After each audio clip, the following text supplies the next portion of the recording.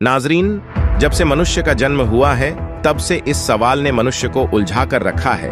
आज हम चर्चा करेंगे पुनर्जन्म की, जिसे इंग्लिश में रीइंकार्नेशन भी कहते हैं। इस एपिसोड में हम देखेंगे कि साइंस ने पुनर्जन्म पर क्या रिसर्च की है और यूनिवर्सिटी ऑफ वर्जीनिया की रिपोर्ट को भी देखेंगे, जिसमें 2500 से ज्यादा केस दर्ज हैं जो पुनर्जन्म के एविडेंस को दिखाते हैं। और साथ ही इस रिपोर्ट को हम अपने धर्म ग्रंथों की किताबों से भी मैच करेंगे और आपको उन लोगों से भी रूबरू करवाएंगे जो सबूतों के साथ दावा कर रहे हैं कि उनका पुनर्जन्म हुआ है। वो पहले मुसलमान थे, अब उनका जन्म हिंदू परिवार में हुआ है। नाजरीन, अल कबीर इस्लामिक चैनल पर आपका स्वागत है। आगे की हकीकत जानने से पहले हम आपसे गुजारिश करना चाहते हैं कि अगर आपने अभी तक हमारा चैनल सब्सक्राइब नहीं किया है तो कृपया हमारे चैनल को सब्सक्राइब कर लें और वीडियो को शेयर जरूर करें। आपका एक शेयर किसी भूले भटके हुए को सही रास्ता दिखा सकता है। अब आगे की कहानी। एक मुस्लिम परिवार से एक्सपायर हुई बच्ची, जिसका जन्म जो है अहिरका गांव के हिंदू परिवार में हुआ है और उसकी बहुत सारी रहस्यमय चीजें हैं। जन्म, मृत्यु और जन्म के बीच में कौन सा वो सफर चल रहा है, आत्मा कित की जावे है, बहुत सारे सवाल हैं। तो उन सवालों के जवाब खातिर हम पहुंच गए हैं अहिरका गांव में। तो हम देख सको, ये जिला जींद का अहिरका गांव है भाई। ये देखो भाई, ये है वो 4 साल की बच्ची। आज बेटे आगे बैठ जा। क्या नाम है? मिष्टी। 4 साल की मिष्टी, जो कि पिछले जन्म में क्या नाम था? पीछे रानी। पिछले जन्म में रानी था भाई। अच्छा, पिछला जन्म कहाँ हुआ था बेटे आपका? उड़ीसा में। देख लो भाई, छोटी सी 4 साल। कितनी उम्र आपकी? 4 साल। 4 साल की मिष्टी, जिसको ये पता है कि भाई उड़ीसा भी कोई जगह है देश के अंदर। और आपके पापा का क्या नाम बेटा? पिछले वाले पापा जो? सलमान। ले भाई, सलमान की बेटी है। अरे ई वाले पापा का क्या नाम है? सुभाष। सलमान की बेटी ने सुभाष के घर में जन्म लिया है। आपकी मम्मी का नाम क्या बेटे, जो उड़ीसा वाली मम्मी है? समीना। और आपके भैया का नाम? आसमान। आपकी बहन का? मोड़ी। तो ये देखो भाई, बड़ा आश्चर्यजनक सा मामला है। ये 4 साल की बच्ची और न्यू पटापट बताने लग रही है अभी पिछले जन्म में उड़ीसा में इसका जन्म हुआ था। और आपके घर के आसपास कोई क्या चीज होती थी? आगे तो मंदिर। अच्छा। और पीछे स्टेडियम। अच्छा, पीछे स्टेडियम था। हाँ। अच्छा। और आपकी मम्मी जो है वो जब प्रेयर करती थी, कैसे याद करके करती थी? बताना करके। ये देखो भाई, यानी कि नमाज पढ़ी जाती थी इनके घर में। देखो, आश्चर्य की बात है कि मुस्लिम परिवार की एक लड़की, जिसका जन्म हिंदू परिवार में हुआ है। इस बात का एक बहुत बड़ा उदाहरण भी मिला है कि भाई जिस अल्लाह को, जिस खुदा को, जिस गॉड को, जिस भगवान को, जिस वाहिगुरु को हम अलग अलग नाम तक जाना है, वो एक के है। ये बहुत बड़ा उदाहरण इस बच्ची ने बहुत बड़ा उदाहरण बना के दिखा दिया है। तो इसके ऊपर हमने रिसर्च करी है, काफी सारी चीजें निकल कर आई हैं। इस बिटिया का नाम, पिछला नाम क्या था आपका? रानी। पिछले जन्म में रानी और इस जन्म में मिष्टी। अच्छा, क्या खाते थे बेटे पिछले जन्म में? कौन सा फेवरेट खाना होता था आपका? फिश। मछली खा करती भाई पिछले जन्म में। और इनके घर के नहीं बोले, जब याद जमा 1.5 साल की थी तो मछली मांगने लगी। और आप खाते हो? नहीं खाते। देखो, ये चीजें हम इसलिए भी पूछ रहे हैं भाई, ताकि पुष्टि हो कि वाक्य में मिष्टी का पुनर्जन्म उड़ीसा तक लेकर और अहिरका गांव में होया है। मतलब एक्सपायर हुए। किस तरह से मौत कैसे हुई बेटे? कैसे, क्या घटना घटी थी जब आपकी मौत हुई? प्लेन में बैठे थे, प्लेन क्रैश हो गया। प्लेन क्रैश हो गया। कौन कौन थे आपके साथ? मेरे पापा। अच्छा, आपके पापा साथ में थे? पापा तो प्लेन उड़ा रहे थे। अच्छा, और आपकी मम्मी? मम्मी साथ में बैठी थी। अच्छा, आपकी मम्मी साथ में बैठी थी। हाँ। तो जब वो जो एरोप्लेन था जो आपका क्रैश हुआ, तो कहाँ गिरा? पानी में। कहाँ है इसकी मम्मी? अच्छा, एक बात बताओ, क्या आपने पता था कि भाई पिंकी जो है इस तरह से पुनर्जन्म की बातें इसका याद रह जाएंगी? कब आपने बेरा पटाया कि भाई इसने पुनर्जन्म की बात याद? मतलब 8-9 महीना की ऐसे ही बोलने लगे शुद्ध भाषा में। अच्छा, इसके जो पिताजी हैं सुभाष जी, वो बताओ थे बोले स्केटिंग का बेरा था इसने? हाँ, बेरा था। क्या बोली है? मतलब इसका जन्मदिन था, बोले पापा मेरे खातर तो स्केटिंग ले आई है अच्छा चलाने वाले। आए स्केटिंग मंगवाए थे तूने? देख लो ये 4 साल की बच्ची है, इसने नहीं भेजा स्केटिंग क्यों है। उसके बाद जैसे बर्गर वगैरह ले आए या अखरोट ले आए थे? तो या नु बोली इसका पापा जकर बर्गर लिया, नु बोली बोले पापा वो मछली वाला बर्गर लेकर आना था, बोले वो भरवा के। अच्छा। बोले ये तो सिंपल बर्गर है, बोले ये इसमें टेस्ट तो कैसा है। बोले मेरी मम्मी तो बोले बर्गर वाला मतलब बर्गर जो बनाती थी ना हाँ। मछली वाला बना। हाँ, क्योंकि उड़ीसा में उधर का खान पान ऐसा ही है। तो तम अगर मामी से तेनू पूछ ले भाई के सब्जी बनाओ ना करेगी, फिश फ्राई कर लो अच्छा। या मैं बना दूं, ये तो छुटवा दिया था सुबह से आज उड़न। या मैं बना दूं काट के खाओगे या ब्रह्मा खाओगे, अच्छा मतलब मेरे पे बनवा लो जो बनवाना था मैं। अच्छा, इसको बनाने का पता था। हाँ। आपसे एक बात ज़रूर कहना चाहूँगा भी इस्लाम धर्म के ऐसी कोई बात नहीं होती हमारे, ना कोई हदीस में लिखा है ना कोई कुरान में ऐसा लिखा है। लेकिन मैं जैसे बच्ची बता रही है, मैं इस चीज़ को एक चीज़ मानता हूँ भी बच्ची ये कुदरत का करिश्मा, उस अल्लाह की मर्जी है भी इस बच्ची को इतना कुछ याद है। भाई साहब आपका क्या नाम है? कुलदीप दिन है जी। कुलदीप दिन। हाँ जी। तो आप मतलब मुस्लिम परिवार से बिलोंग करते हैं? मुस्लिम परिवार से जी। अच्छा जी, आपके आस पड़ोस में ही जो मिष्ठी जो बेटी है वो एक दावा करती है कि इसका पिछला जन्म मतलब मुसलमान फैमिली में था। हमारी जो बात करने का जो तरीका है वो अलग है। हो सकता हो भाई आप सलमान जब आप हो तो आप कुछ इससे बातचीत कर सको आप, तो जैसे आप एक बार इससे बातचीत करना चाहे तो कैसे क्या कुछ पूछे अगर आप बता सके तो बच्चे। तो मैं तो देखते हैं बात करके हाँ, क्या बताएंगे जी, जी, बच्चे। जी। बेटे आपका पापा का क्या नाम है? पिछले अगले हाँ जी, पिछले का सलमान। सलमान। मम्मी का क्या नाम है बेटे? समीना। सबीना। भाईजान का? भाई का आसमान। आसमान।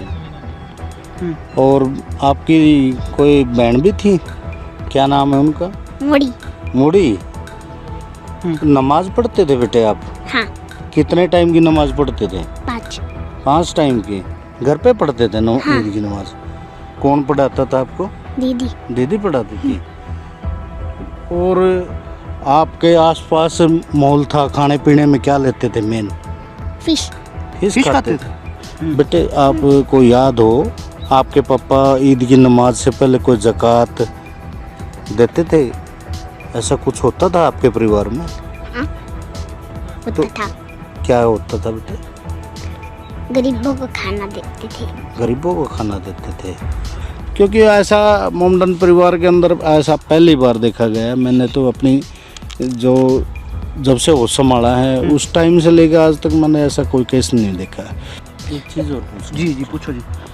बेटे जैसे आपका इंतकाल हो गया, इंतकाल होने के बाद में तैया दसमा वगैरह होता है उधर, तैये को क्या करते हो आपको पीछे की याद है बेटे? या तो उसको सुबह की दूध देते हैं या शाम को दूध देते हैं?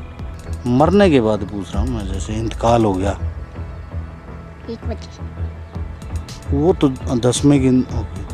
देखो जी जैसे ये बता रही है भी 1 बजे होती है, तो 10वें की दूध हमारे 1 बजे 1:30 बजे दुआते हैं। 2 बजे के बाद दूध फातिया होता है। तैये पे सुबह होता है, जैसे इन्होंने बोला भी सुबह करते। तो इन चीज़ों से मैं थोड़ा सहमत हूँ भी, ये मोमडन परिवार से संबंध है ये। बिल्कुल है। नाजरीन, पुनर्जन्म के मामलों को और भी गंभीर बना दिया जब वैज्ञानिकों ने भी अपनी रिसर्च में एक नहीं हजारों केसों में पुनर्जन्म की कहानियों को एकदम सटीक पाया। नाजरीन, हैरत अंगेज बात यह है कि मुस्लिम मौलाना स्कॉलर्स बताते हैं कि इंसान का दोबारा जन्म नहीं होता। हम नहीं मानते पुनर्जन्म को, और आसमानी किताबों, कुरान मजीद और वेदों में भी कहीं भी प्रमाण नहीं है कि पुनर्जन्म होता है। लेकिन नाजरीन, जब आप हमारी इस वीडियो को देखेंगे तो आपके होश फाख्ता हो जाएंगे। इस वीडियो में हम पुनर्जन्म को 3 स्टेप्स में जानेंगे। पहला, क्या विज्ञान पुनर्जन्म को मानता है? क्या पुनर्जन्म के केसों पर वैज्ञानिक रिसर्च हुई है? दूसरा, पुनर्जन्म के विषय पर हमारे मजहब के मौलानाओं और स्कॉलर्स का क्या कहना है? तीसरा, धार्मिक ग्रंथों जैसे पवित्र कुरान, पवित्र वेद, गीता जी में पुनर्जन्म के बारे में क्या बताया गया है? नाजरीन, भारत सहित दुनिया भर में पुनर्जन्म की हजारों घटनाएं हैं। जिनको ज्यादातर लोग सच मानते हैं, वीडियो ज्यादा बड़ी न हो जाए, इसलिए आपको समझाने के लिए हम सिर्फ 2 घटनाओं का जिक्र करेंगे और इन दोनों केसों की जांच इंटरनेशनल लेवल पर हो चुकी है। पहली शांति देवी की पुनर्जन्म की घटना और दूसरी ऐसे हिंदू लड़के की घटना जो अपने पिछले जन्म में मुसलमान था। नाजरीन, इन घटनाओं को जानने से पहले जिन्होंने इनकी जांच की उनके बारे में जानते हैं। विश्व भर में फैले ऐसे कई वैज्ञानिक हैं जिन्होंने पुनर्जन्म पर रिसर्च की और उन पर अनेकों किताबें भी लिखी गई हैं। इनमें सबसे विख्यात हैं university of Virginia school of medicine में 50 वर्षों तक बतौर MD काम कर चुके डॉक्टर इयन स्टीवनसन, जिन्हें 1964 में जीरोक्स प्रक्रिया के आविष्कारक मिस्टर चेस्टर कार्लसन ने पुनर्जन्म पर रिसर्च करने के लिए $10 लाख दिए थे, और डॉक्टर स्टीवनसन ने पूरे दुनिया भर में घूमकर पुनर्जन्म की हजारों घटनाओं को उजागर किया जो पुनर्जन्म को बड़ी ही स्पष्टता से सिद्ध करती हैं। इयन स्टीवनसन ने साल 1966 में 20 केसेस सजेस्टिव ऑफ रीइंकार्नेशन के नाम से एक बुक लिखी, जिसमें इन्होंने 20 ऐसी पुनर्जन्म की सच्ची घटनाओं का वर्णन किया है जिनकी जांच ये खुद कर चुके हैं। इन 20 घटनाओं में से 2 घटनाएं भारत की भी थी। पहली घटना शांति देवी की थी, जो पूरे देश में बहुचर्चित हुई, जिसे इंटरनेट पर आप Shanti Devi reincarnation story type करके सर्च कर सकते हैं। और दूसरी घटना ऐसे हिंदू बच्चे की थी जो अपने पिछले जन्म में मुसलमान था। इस बच्चे ने अपने पिछले जन्म के बारे में बारीक से बारीक चीजों के बारे में बताया था, जिसके कारण भारत की फेमस फिजियोलॉजिस्ट सतवांत पसरिचा ने भी इस केस को अपनी बुक में लिखा है। नाजरीन, पुनर्जन्म की ये सच्ची घटना मुशीर अली नाम के एक मुस्लिम लड़के की है, जो अपने परिवार के साथ उत्तर प्रदेश के लखनऊ में एक काकोरी नाम के कस्बे में रहता था। मुशीर अली के पिता का नाम फकीर हैदर अली था। मुशीर अली पिता फकीर हैदर अली की दूसरी पत्नी नाजिमा के सबसे बड़े बेटे थे। फकीर हैदर अली, जो कि धार्मिक गीत गाकर भिक्षा मांगते थे। अपने परिवार में मुशीर अली ही इकलौता कमाने वाला था, जो बाजार से सब्जियां और फल बेचकर अपने परिवार का गुजारा करता था। 30 जून 1980 की सुबह को मुशीर अली बाजार से घोड़ा तांगा यानी घोड़ा गाड़ी में आम भरकर ले जा रहा था। एक ट्रैक्टर ने उसे और उनकी आम से भरी गाड़ी को टक्कर मार दी, जिससे मुशीर अली के शरीर के राइट साइड हिस्से की पसलियों में गंभीर फ्रैक्चर हो गया और उसकी मौके पर ही मौत हो गई। यह जानलेवा हादसा काकोरी से लखनऊ जाने वाली सड़क पर बाजनगर गांव से आधा किलोमीटर दूर हुआ।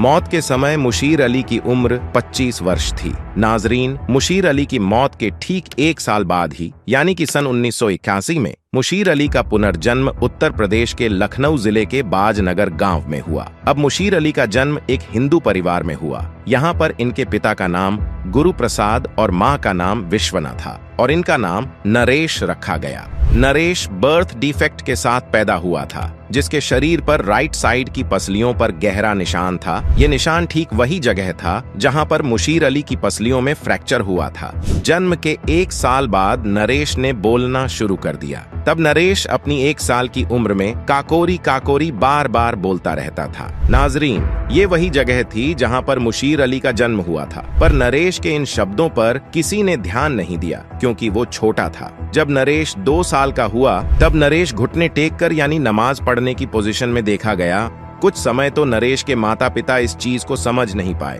पर नरेश इस नमाज की पोजीशन को बार बार दोहराता था। इसके अलावा नरेश घोड़ा गाड़ी चलाने का खेल खेलता था। नरेश खाट में रस्सी बांधता और ऐसी आवाज करता जैसे कि वह घोड़े को आगे बढ़ने का निर्देश दे रहा हो। काकोरी का वह फकीर हैदर अली, जो मुशीर अली का पिता था, भिक्षा मांगकर अपने परिवार का भरण पोषण करता था। प्रत्येक गुरुवार को बाजनगर और नरेश के घर आता था। जब नरेश ने चलना सीख लिया तो वह फकीर के पीछे पीछे अगले 2-3 घरों तक जाता और फिर अपने घर लौट आता। हालांकि नरेश के माता पिता ने फकीर को भिक्षुक के लिए हिंदू शब्द बाबा से संबोधित करने के लिए कहा था, लेकिन नरेश उन्हें अब्बा के रूप में संबोधित करता था। नाजरीन, अगस्त 1987 तक जब नरेश लगभग 6 वर्ष के थे, तब वह बार बार कहते थे कि वह काकोरी से मुस्लिम थे। एक दिन जब उसने फकीर को देखा तो उसने उसे फिर अब्बा कहा और उससे पूछा, क्या तुम मुझे नहीं पहचानते? मेरे घर में 5 नीम के पेड़ हैं। मुझे एक ट्रैक्टर ने टक्कर मार दी थी। उसने फकीर से उसे घर ले जाने के लिए कहा। भ्रमित फकीर ने उसका अनुरोध अस्वीकार कर दिया, क्योंकि फकीर हैदर अली मुस्लिम होने के कारण पुनर्जन्म पर विश्वास नहीं करते थे। अगली सुबह नरेश ने अपनी माँ को मजबूर किया कि वह उन्हें काकोरी में फकीर हैदर अली के घर ले जाएं। नरेश ने खुद काकोरी में अपने घर का रास्ता बताया। वहां नरेश ने फकीर हैदर अली को फिर से मेरे अब्बा कहा और उसने फकीर हैदर अली की पत्नी नाजिमा को अम्मी कहा। उन्होंने मुशीर के भाइयों और एक बहन को भी पहचान लिया जो अपने पति के साथ मौजूद थी, जिसे उन्होंने अपने नाम से बुलाया, मोहम्मद इस्लाम। उसने नजीमा से पूछा, मेरा छोटा भाई नसीम कहाँ है? जब उसने उसे बताया कि वह सो रहा है तो नरेश उसके पास गया और उसे जगाया। जैसे ही नसीम अपने होश संभालने की कोशिश कर रहा था, नरेश ने उसे गले लगा लिया और चूमना शुरू कर दिया। जब नरेश से पूछा गया कि उसके कितने भाई बहन हैं, तो उसने जवाब दिया, 5 भाई 6 बहनें। बहनों में से एक सौतेली बहन है। यह उस समय के संबंध में सही था जब मुशीर जीवित थे। जब नजीमा ने मुशीर की मौत के 3 महीने बाद पैदा हुई अपनी 6 साल की बेटी सबिया की ओर इशारा करके पूछा कि वह कौन है, तो नरेश ने जवाब दिया, वह उस समय आपके पेट में थी। नरेश ने घर के अंदर 5 धातु के सूटकेस में से मुशीर के सूटकेस की भी सही पहचान की और खोलने से पहले उसमें रखे सामान का सटीक वर्णन किया। फकीर हैदर अली और उसकी पत्नी ने यह भी नोट किया कि नरेश की छाती में उसी स्थान पर हल्का सा अवसाद था जहां मुशीर की छाती पर उसके घातक दुर्घटना से घाव हुआ था। नरेश ने अपने पिछले जन्म के गांव काकोरी के कई लोगों को पहचान लिया जो फकीर हैदर अली के घर पर इकट्ठे हुए थे। उन्होंने जाहिद नाम के एक व्यक्ति की पत्नी से भी पूछा कि क्या उसने फकीर को वे 300 रुपए लौटा दिए हैं जो उसने यानी अपने पिछले जन्म मुशीर अली ने जमा किए थे। मुशीर अली ने वास्तव में वह राशि जाहिद के पास जमा कर दी थी जिसने मुशीर अली की मृत्यु के 3 दिन बाद उसे वापस कर दिया था। जब फकीर हैदर अली के परिवार ने नरेश को 5 रुपए के साथ वापस भेजने की तैयारी की तो उसने पूछा, तुम्हारा क्या मतलब है कि तुम मुझे चाय और अंडे दिए बिना ही भेज दोगे? मुशीर अली को चाय और अंडों का बहुत शौक था और वह हर दिन इन्हें खाता था। नरेश की अंडे की मांग इसलिए महत्वपूर्ण थी क्योंकि शाकाहारी हिंदू होने के कारण उनका परिवार अंडे नहीं खाता था। नाजरीन, फकीर हैदर अली जो नरेश के पिछले जन्म के पिता थे, पहले पुनर्जन्म पर विश्वास नहीं करते थे, लेकिन नरेश की बहुत सारी चीजों की सटीक जानकारी, जैसे नरेश ने अपने पिछले जन्म का बैंक अकाउंट नंबर भी बता दिया था, को देखकर फकीर हैदर अली और उनके परिवार ने भी माना कि अपने पिछले जन्म के बेटे मुशीर अली का पुनर्जन्म नरेश के रूप में हुआ है। इस घटना के बाद से फकीर हैदर अली और उनका परिवार भी पुनर्जन्म पर विश्वास करने लग गया। नाजरीन, इस पूरी घटना को भारत की फेमस फिजियोलॉजिस्ट डॉक्टर सतवांत पासरिचा ने अपनी बुक में लिखा है जिसका नाम है can the mind survive beyond death. इस किताब के पेज नंबर 159 से लेकर 161 तक डॉक्टर सतवांत पासरिचा ने इस घटना का उल्लेख किया है और साथ ही 1990 में पब्लिश की गई अमेरिका की यूनिवर्सिटी ऑफ वर्जीनिया की एक बुक में भी इस घटना का वर्णन किया गया है, the journal of scientific exploration. इस बुक की PDF को हमने डिस्क्रिप्शन बॉक्स में डाल दी है, आप चाहें तो इस बुक को पढ़ सकते हैं। नाजरीन, कई पुनर्जन्म केसों को अदालतों ने भी ठीक माना है और सबूतों के आधार पर उसके पिछले जन्म में की गई हत्या के आरोपी को भी सजा दी है। नाजरीन, आपने देखा कि विज्ञान और वैज्ञानिकों के अनुसार पुनर्जन्म होता है, यह सिद्ध भी हुआ। नाजरीन, कुछ लोग कहते हैं कि सनातन यानी हिंदू मजहब, सिख मजहब, जैन मजहब आदि आदि मानते हैं कि पुनर्जन्म होता है, लेकिन इस्लाम पुनर्जन्म को नहीं मानता। इसका मतलब इस्लाम मजहब गलत साबित हुआ? तो इसका जवाब है नहीं। इस्लाम मजहब बहुत ही पाक मजहब है, पर इसको सही से न समझने के कारण हमसे ये गलतियां हुई। नाजरीन, अब हम समझेंगे कि हमारे मौलाना स्कॉलर्स ने हमारे मजहब के अनुसार पुनर्जन्म के बारे में क्या बताया है। हमारे साथ इन सवालों का जवाब देंगे मौलाना मुफ्ती तारिक मसूद, डॉक्टर जाकिर नाइक, मोहम्मद अली मिर्जा, मौलाना तारिक जमील, एडवोकेट फैज सैयद और संत रामपाल जी महाराज। सिख धर्म में पुनर्जन्म माना जाता है, हिंदू धर्म में भी पुनर्जन्म माना जाता है। क्या इस्लाम धर्म इसको मानती है? मेरे जिस्म का दिया गया नाम डॉक्टर वर्मा है और मैंने कुरान शरीफ भी पढ़ी है, बाइबल भी पढ़ी है और वेद बात की थोड़ा सा अध्ययन किया है। मैंने कुरान में सारी बातें अच्छी पाई हैं, किंतु एक बात मेरी समझ में अभी तक नहीं आई है। ये हिंदूवादी जो कहते हैं कि जन्म होता है और कुरान में एक बात आती है कि मुर्दे जंदे किए जाएंगे, ये 2 बात मेरी समझ में अभी तक नहीं आई है। हिंदू तकवा कहता है, उन्हें देखा कि जन्मवाद, कि जन्म होता है, मैंने डिस्कवरी चैनल में भी ये चीजें देखी हैं। और दूसरा कि आखिर में कुरान में कि मुर्दे जिंदे किए जाएंगे, मैंने इस बात को बहुत से पूछा है, किंतु मेरे का इस बात का क्लियरिफिकेशन कोई भी मजहब, एक तो जन्मवादी, दूसरा जो जन्म नहीं मानता यानी मुर्दों को जिंदा करता है, समझा नहीं पाया। मैं आपसे प्रार्थना करता हूं कि इस बात को कुरान के माध्यम से और आपके माध्यम से मैं समझने के लिए आपसे गुजारिश कर रहा हूं। धन्यवाद। कोई भी मजहब, कोई भी धर्म समझने के लिए हमें धर्म के मानने वालों को नहीं देखना चाहिए, क्योंकि अक्सर धर्म के मानने वाले या मजहब के मानने वाले खुद नहीं जानते उनका धर्म या उनका मजहब क्या कह रहा है। सबसे अच्छा और सबसे बेहतरीन तरीका कोई भी धर्म या मजहब को जानने के लिए है कि उस मजहब की किताबों का मुताला कीजिए। इसीलिए अगर हम मजहब इस्लाम को जानना चाहते हैं तो हमें मुसलमानों को नहीं देखना चाहिए, हमें तहकीक करना चाहिए मजहब इस्लाम के किताबों का। और सबसे अहम किताब मजहब इस्लाम में है कुरान मजीद। कुरान मजीद सबसे अहम किताब है मजहब इस्लाम में। अगर हम हिंदू धर्म को जानना चाहते हैं तो हमें हिंदू को नहीं देखना चाहिए, हमें तहकीक करना चाहिए हिंदू धर्म की किताबों का। और सबसे ऊंची, सबसे अहम हिंदू धर्म की किताब है वेद।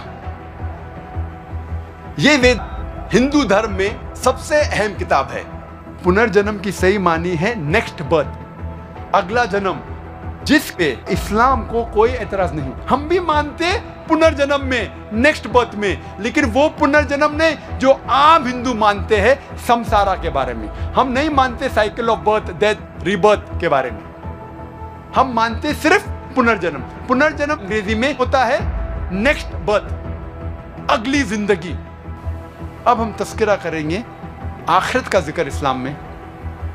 अल्लाह ताला फरमाते सूरह बकरा में सूरह नंबर 2 आयत नंबर 28 में, क्या आप अल्लाह में नहीं ईमान लाएंगे ये जानने के बाद कि अल्लाह ने आपको जिंदगी दी, फिर मौत दी और फिर से जिंदगी दी। अल्लाह ताला फरमाते सूरह मुल्क में सूरह नंबर 67 आयत नंबर 2 में, अल्लज़ी खलक़ल मौत वल हयाता, अल्लाह ने मौत और जिंदगी बनाई ताकि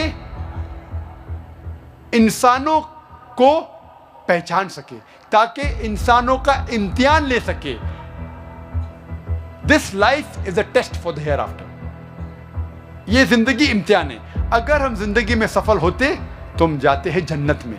और जन्नत का तस्करा है कुरान और सही हदीस में, अमन की जगह, सलामती की जगह, जिसके नीचे दूध की नदियां बहती है, शहद की नदियां बहती है, फल है कई किस्म के, खजूर है, अनार है। अल्हम्दुलिल्लाह जिस अनार को हम जानते वैसे अनार ने करोड़ों गुना बेहतर फल, अल्हम्दुलिल्लाह। और अगर हम सफलता नहीं पाते इस दुनिया में, हम जाएंगे जहन्नम में। जहन्नम एक सजा की जगह है जिसका अक्सर जिक्र कुरान मजीद में आग के साथ। और कहा गया कुरान मजीद में जिसका ईंधन होगा पत्थर और इंसान। डॉक्टर साहब ने अच्छा सवाल पूछा है कि उसने कुरान मजीद पढ़ी और सब बात को तस्लीम करते, सिर्फ एक या दो बात कि कुरान शरीफ के अंदर मौत आती है, मुर्दे को वापस से जिंदगी दी जाएंगी आखिरत में, उनका जिक्र है। और हिंदू लोग ये मानते हैं कि पुनर्जन्म में, और वो डिस्कवरी चैनल पे देखे कि पुनर्जन्म होता है। अगर आप देखेंगे सबसे ऊंची किताब हिंदू मजहब में वेद। अगर आप पढ़ेंगे पुनर की मानी क्या, पुनर संस्कृत में मतलब नेक्स्ट, अगेन, वापस से, और एक पुनर के मानी नेक्स्ट। तो पुनर्जन्म मतलब नेक्स्ट जिंदगी और एक जिंदगी। अगर आप कुरान शरीफ पढ़ेंगे कई आयतें हैं कि अल्लाह सुब्हाना व तआला ने आपको जिंदगी दी, पहले आप थे नहीं, फिर जिंदगी दी, इस धरती पे आए, फिर आपको मौत देंगे, फिर आखिरत में उठाया जाएगा। आप जो कर रहे मुर्दों को जान दी जाएंगे आखिरत में, ये हम मानते हैं कि एक बार हम इस धरती पे आते, नेक्स्ट लाइफ इज आखिरत। उसी तरीके से वेद में भी जिक्र है अबाउट पुनर्जन्म, नेक्स्ट लाइफ। सेम हूबहू जिस तरीके से कुरान में लिखा हुआ है। नाजरीन, अब जानते हैं मौलाना तारिक मसूद जी के क्या विचार हैं पुनर्जन्म के बारे में। तो सिर्फ एक जिंदगी ऐसी नेमत है जो जिंदगी में एक ही दफा मिलती है, यानी वही जिंदगी हमें कितनी दफा मिलती है? एक दफा। वो जब गई तो रूह दोबारा जिस्म में लौट कर नहीं आती, जब आएगी तो वो मैदान हशर होगा, उससे पहले रूह दोबारा जिस्म में लौटने वाली नहीं है। इस्लाम ये कहता है कि एक ही जन्म है और एक ही दफा मिला है। नाजरीन, अब देखते हैं कि संत रामपाल जी महाराज जी के पास क्या प्रमाण और विचार हैं पुनर्जन्म के बारे में। अब पुणात्माओं, आपने समझना पड़ेगा, ये ठेकेदार तो अभी टांग अड़ाने की कोशिश करेंगे, ये तैसी नहीं आपके। इन्होंने तो केवल अपना उल्लू सीधा करने का मतलब है, बाढ़ में जाओ जनता। लेकिन आप अपने सदग्रंथों को समझो, दास सामने कर रहा, रूबरू कर रहा, दिखा रहा आपको, इनको पढ़ो दोबारा। कोई त्रुटि है तुम दास से बताओ कि आपने गलत मत बोल दिया। विश्व का कोई भी संत एक शब्द कह दे दास ने एक शब्द गलत बोला उनके विषय में, तो संताई छोड़ दूंगा उस दिन में। और वो सारी झूठ बोले, उनके पास एक भी सत्य नहीं है, दुनिया को भ्रमित किए बैठे। डॉक्टर जाकिर नाइक जी मुसलमान भाई कहते हैं कि किसी भी धर्म को समझने के लिए ये नहीं देखना चाहिए कि उस धर्म के व्यक्ति क्या कर रहे हैं और क्या कह रहे हैं, उसके लिए उस धर्म की पुस्तकों को आधार मानना चाहिए। और इस्लाम धर्म की मुख्य बुक, होली बुक यानी मुख्य किताब बताई है कि कुरान शरीफ या हदीस। लेकिन कुरान शरीफ आसमानी पुस्तक है, वो गॉड गिवन मानते हैं। और हिंदू धर्म को समझने के लिए हिंदू धर्म के व्यक्ति क्या कह रहे हैं, क्या कर रहे हैं, वो ना मानो। हिंदू धर्म के सदग्रंथों को आधार मानकर विवेचन करो। तो दास डॉक्टर जाकिर नाइक जी से प्रार्थना करता है, आपने तो केवल सदग्रंथों की झलक दिखाई और ये दास दिखावेगा उन सदग्रंथों के अंदर की सच्चाई जो आज तक तेरे समझ में नहीं आई, और आप भी देख लेना जाकिर भाई। आइए इसी आधार पर दोनों धर्मों की पुण्य पुस्तकों के होली बुक को पुनः देखते हैं। अब पुनर्जन्म के बारे में वो नहीं मानते। वो क्या कहते हैं कि एक बार आप पैदा हो गए, आपकी मृत्यु जैसी भी उस भगवान ने निर्धारित कर रखी है वो हो जाएगी। उसके बाद आप कब्रों में दबा दिए जाओगे, ठीक है। और जब कयामत आवेगी, यानी कयामत माने महाप्रलय होगी, पृथ्वी भी नहीं रहेगी, सारा कुछ नाश हो जाएगा, आकाश भी नहीं रहेगा। उस समय आप सभी को उन कब्रों से निकाला जाएगा और फिर जीवित किया जाएगा। जिन्होंने कुरान शरीफ के ज्ञानदाता की आज्ञा का पालन किया और उसके अनुसार भक्ति साधना उपासना करते रहे, वो तो जाएंगे जन्नत में।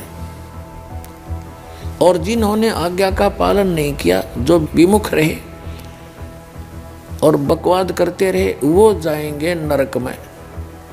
स्वर्ग को कहते हैं वो जन्नत यानी बहिश्त, और नरक को कहते हैं दोजख। तो सदा के लिए फिर कोई जन्म नहीं होगा, इनका मानना है। किनका? मुसलमान भाइयों का। ये दोष मुसलमान भाइयों का नहीं है, उनके कुरान शरीफ के पढ़कर सुनाने वालों की गलती रही है, वो समझ नहीं सके। जैसे पवित्र बाइबल के अंदर जो वर्णन है, परमात्मा निराकार है, उसको स्पष्ट लिखा है प्रथम ही उत्पत्ति में, और आज तक सब उसको निराकार बता रहे।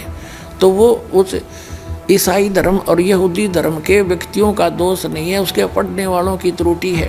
कुरान शरीफ के अंदर जो गूढ़ रहस्य है उसको ना समझकर जो मुसलमान धर्म के सभी लोग भ्रमित हैं, वो उनका दोष नहीं है, वो उन मुल्ला और काजियों का है जो उनको समझ नहीं सके, ढंग से समझा नहीं सके।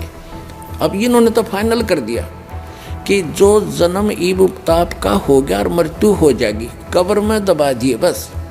उसके बाद कभी कयामत आवेगी, आखिरत आवेगी। आखिरत माने अंत आवेगा, तो उस समय सबको एक वचन से वो अल्लाह जीवित कर देगा। और फिर स्वर्ग में जाने वाले स्वर्ग में जाओ, नरक में जाने वाले नरक में, फाइनल कर दिया। फिर कभी कुछ नहीं होगा। ये मानना है मुसलमान धर्म के व्यक्तियों का। पहले भी नहीं हुआ है ऐसा, एक ही बार होगा, यू फाइनल है इनका। अगर पहले कभी हुआ होता जन्म भी, फिर कयामत आई होती, तो पुनर्जन्म आपा हो गया। तो ये मानते नहीं पुनर्जन्म को, बिल्कुल नहीं मानते। पुनर्जन्म, पुनरुत्पत्ति का कुरान शरीफ के अंदर आपको ज्ञान देते हैं, दिखाते हैं। पवित्र कुरान शरीफ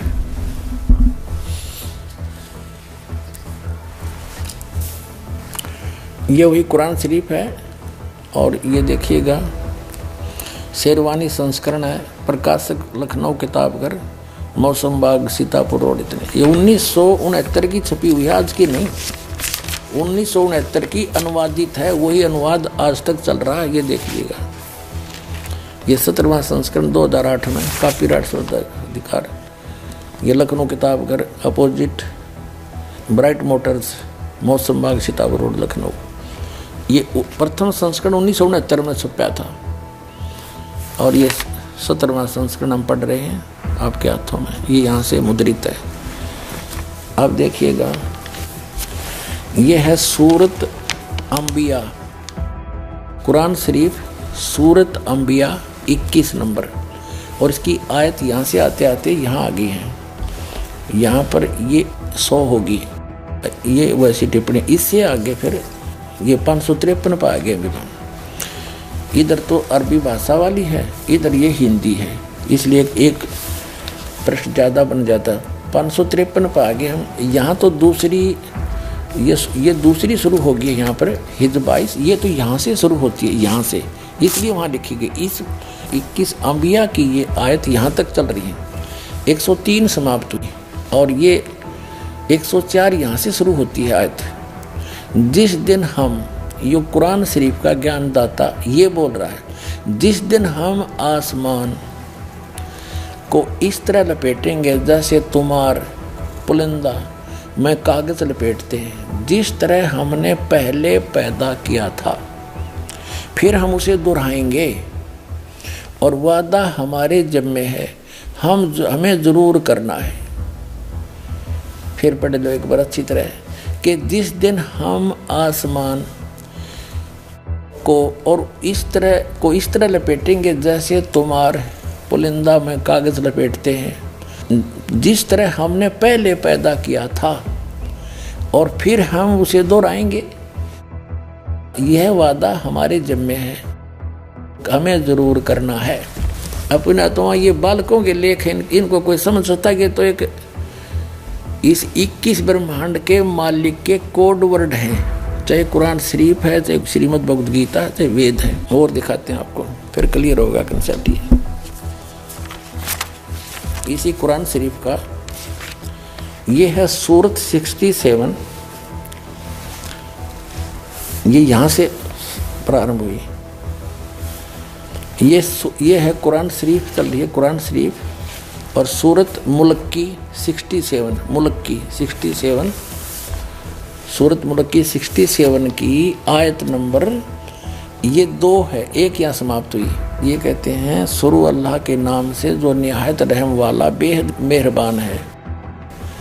ये 1 नंबर है। उसकी बड़ी बरकत है, उस जिसके हाथ में आलम की सारी दुनिया की बादशाही है और वह हर चीज़ पर शक्तिमान है, समर्थ है। जिसने मरना और जीना बनाया, वो कहते पुनर्जन्म नहीं, जिसने मरना और जीना बनाया ताकि तुमको जांचे कि तुम में कौन अच्छा काम करता है, और वह बड़ा बलवान और साथ साथ बड़ा ही अक्षमा करने वाला है। ये सूरत मुल्क की 67 की 2 नंबर आयत में स्पष्ट कर दिया, जिसने जीना और मरना बढ़ाया।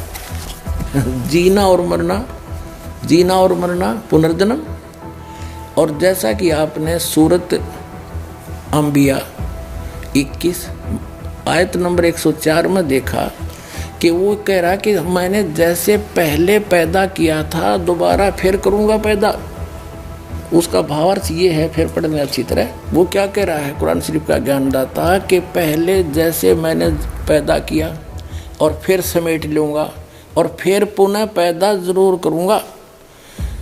तो ये इसका अर्थ गलत लगा रखे हैं। मरने और जीने का इन्होंने फाइनल फैसला कर रखा है। कुरान शरीफ के पढ़ने वालों को पूर्ण ज्ञान ना होने से इन्होंने डिसीजन निकाल लिया अपनी अल्प बुद्धि से कि इसका अर्थ ये बनता है कि एक बार तो सभी मर ही रहे हैं, कब्रों में दबा दिए जाएंगे या जैसे भी तैसे, और फिर क्या होगा कि फिर क़यामत आवेगी, प्रलय हो जाएगी, सब खत्म हो जाएगा, फिर मिट्टी से वचन से निकालेगा अल्लाह, और जिसने अच्छे काम करे वो जन्नत में अल्लाह के अनुसार चले, जो अल्लाह के अनुसार जिन्होंने कार्य नहीं अपनी भक्ति की वो दोजख में फॉरएवर फाइनल कर दिया इन्होंने।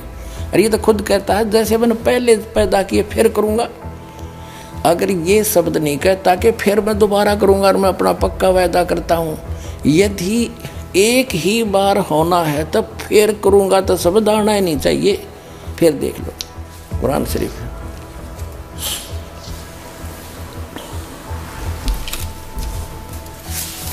ये वही किताब है कुरान शरीफ। फिर दोबारा दिखाते हैं आपको। ये है सूरत अंबिया 21, कुरान शरीफ सूरत अंबिया 21 की आयत नंबर ये चलती चलती आ रही है। ये आके आगे ये 100, इसके बाद यहाँ आ जाती है 553 पृष्ठ पर। मौसम बाग सीतापुर रोड लखनऊ से छपे प्रकाशन के।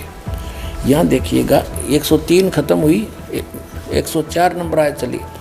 जिस दिन हम आसमान को इस तरह लपेटेंगे, यानी क़यामत के समय जैसे तुम्हार यानी कागज़ का रोल बना दिया जाता है, लपेट लेते हैं, और जिस तरह हमने पहले पैदा किया था उसी तरह हम दोहराएंगे, फिर पैदा करेंगे, और वायदा हमारे जिम्मे है, हम जरूर करना है। अब क्या स्पष्ट हो गया?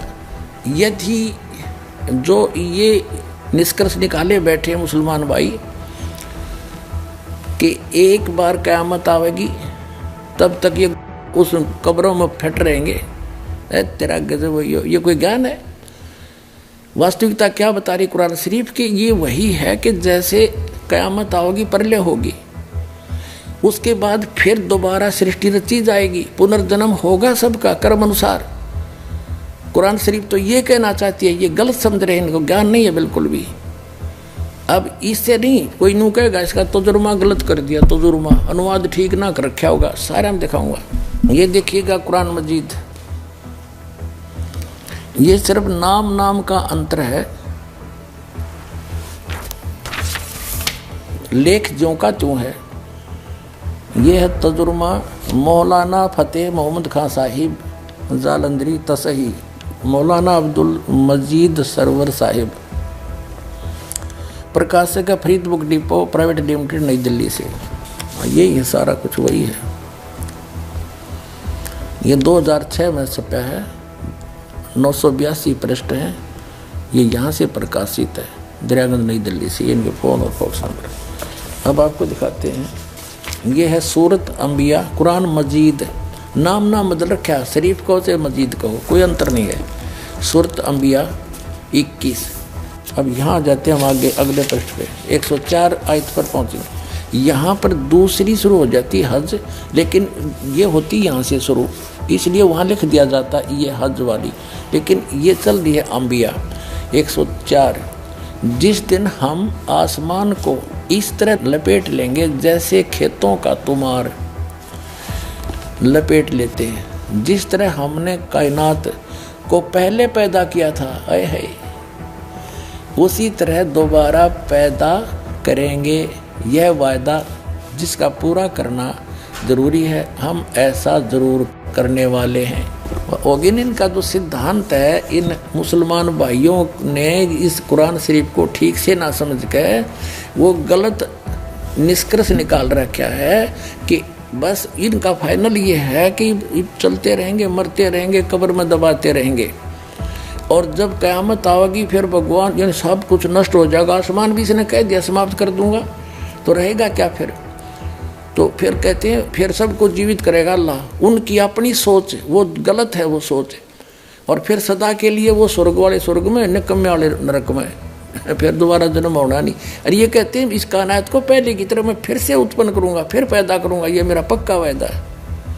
एक और दिखाता हूँ, ये देखिएगा, एक और कुरान इसके अनुवाद दिखाता हूँ आपको, ये देखिएगा। ये मुख्तसर तफसीर एहसनुल बयान तर्जमा मौलाना मोहम्मद जूनागढ़ी, तफसीर हाफिज सलाहुद्दीन यूसुफ, हिंदी तर्जमा व तरतीब मोहम्मद ताहिर हनीफ, और ये दारुसलाम प्रकाश के वितरक। इसमें इन्होंने अपने हिसाब से कर रखे, यहाँ से उल्टी साइड से चला है, यहाँ से चले हैं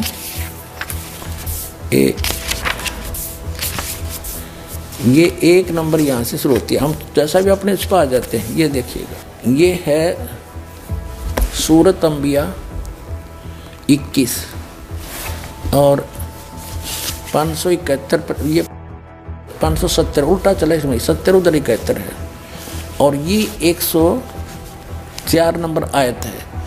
जिस दिन हम आकाश को इस तरह लपेट देंगे जिस तरह रोल के कागज पंजी का लपेट दिए जाते हैं, और हमने पहली बार पैदा किया था उसी तरह दोबारा करेंगे। यह हमारा मजबूत वादा है और यह हम ज़रूर करके रहेंगे। ठीक हो गया, जिस तरह हमने पहले पैदा किया था उसी तरह फिर करेंगे। अब जैसे आपने ये कुरान शरीफ फिर दिखाते हैं आपको, ये कुरान शरीफ वही है,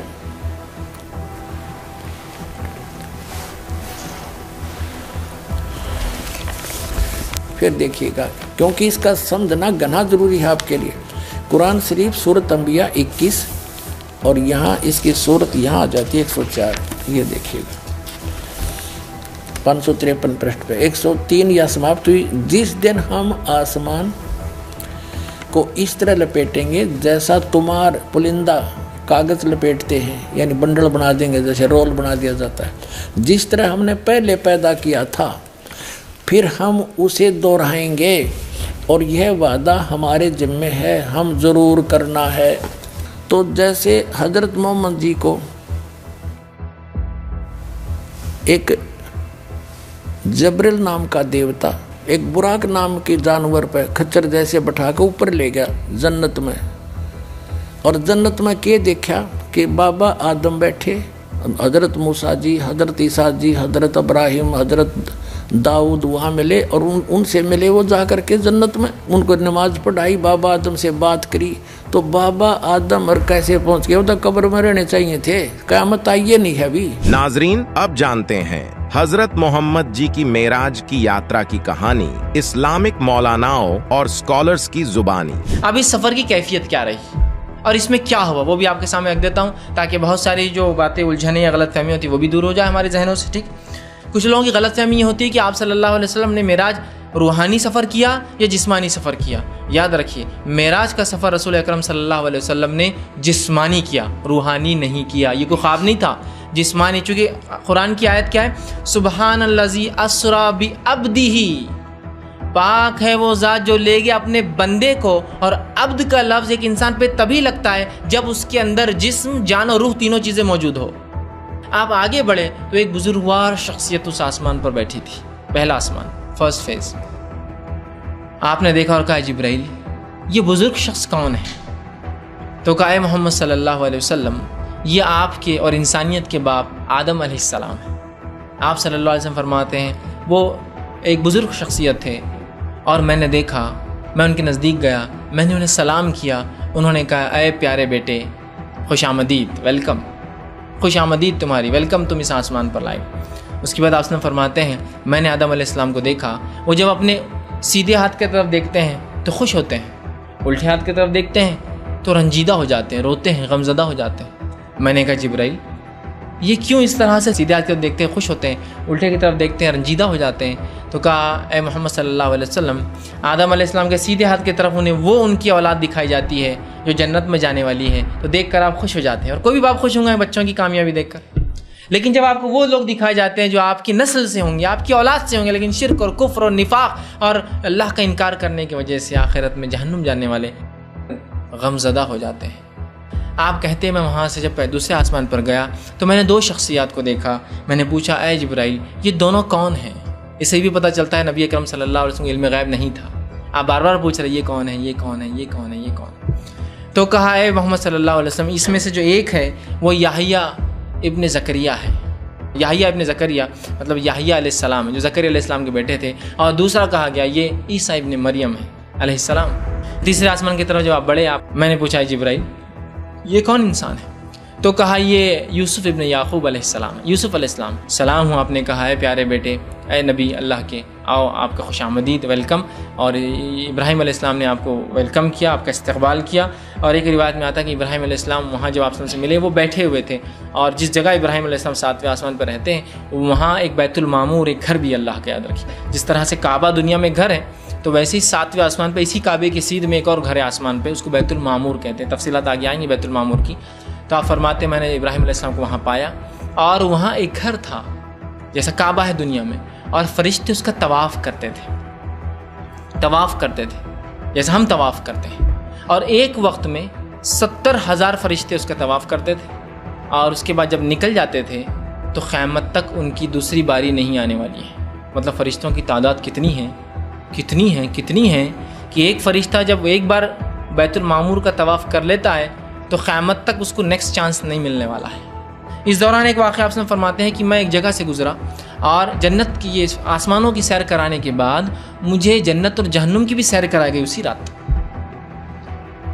जन्नत और जहन्नुम की भी सैर कराई गई। जैसा मैं मैं एक जन्नत के पास से गुज़रा और जब उस जन्नत के पास से गुज़रा तो उस जन्नत के बाहर एक झील थी। उस झील के अंदर एक हूर बैठी थी और उस हूर पर जब मैंने नज़र डाली तो उसकी पिंडली जो निचला हिस्सा होता है पैर का, उसकी पिंडली के अंदर हड्डी और हड्डी के अंदर गुदा और गुदे के अंदर जो नसें होती है वो तक दिख रही थी। इतनी खूबसूरत थी कि जैसे ट्रांसपेरेंट।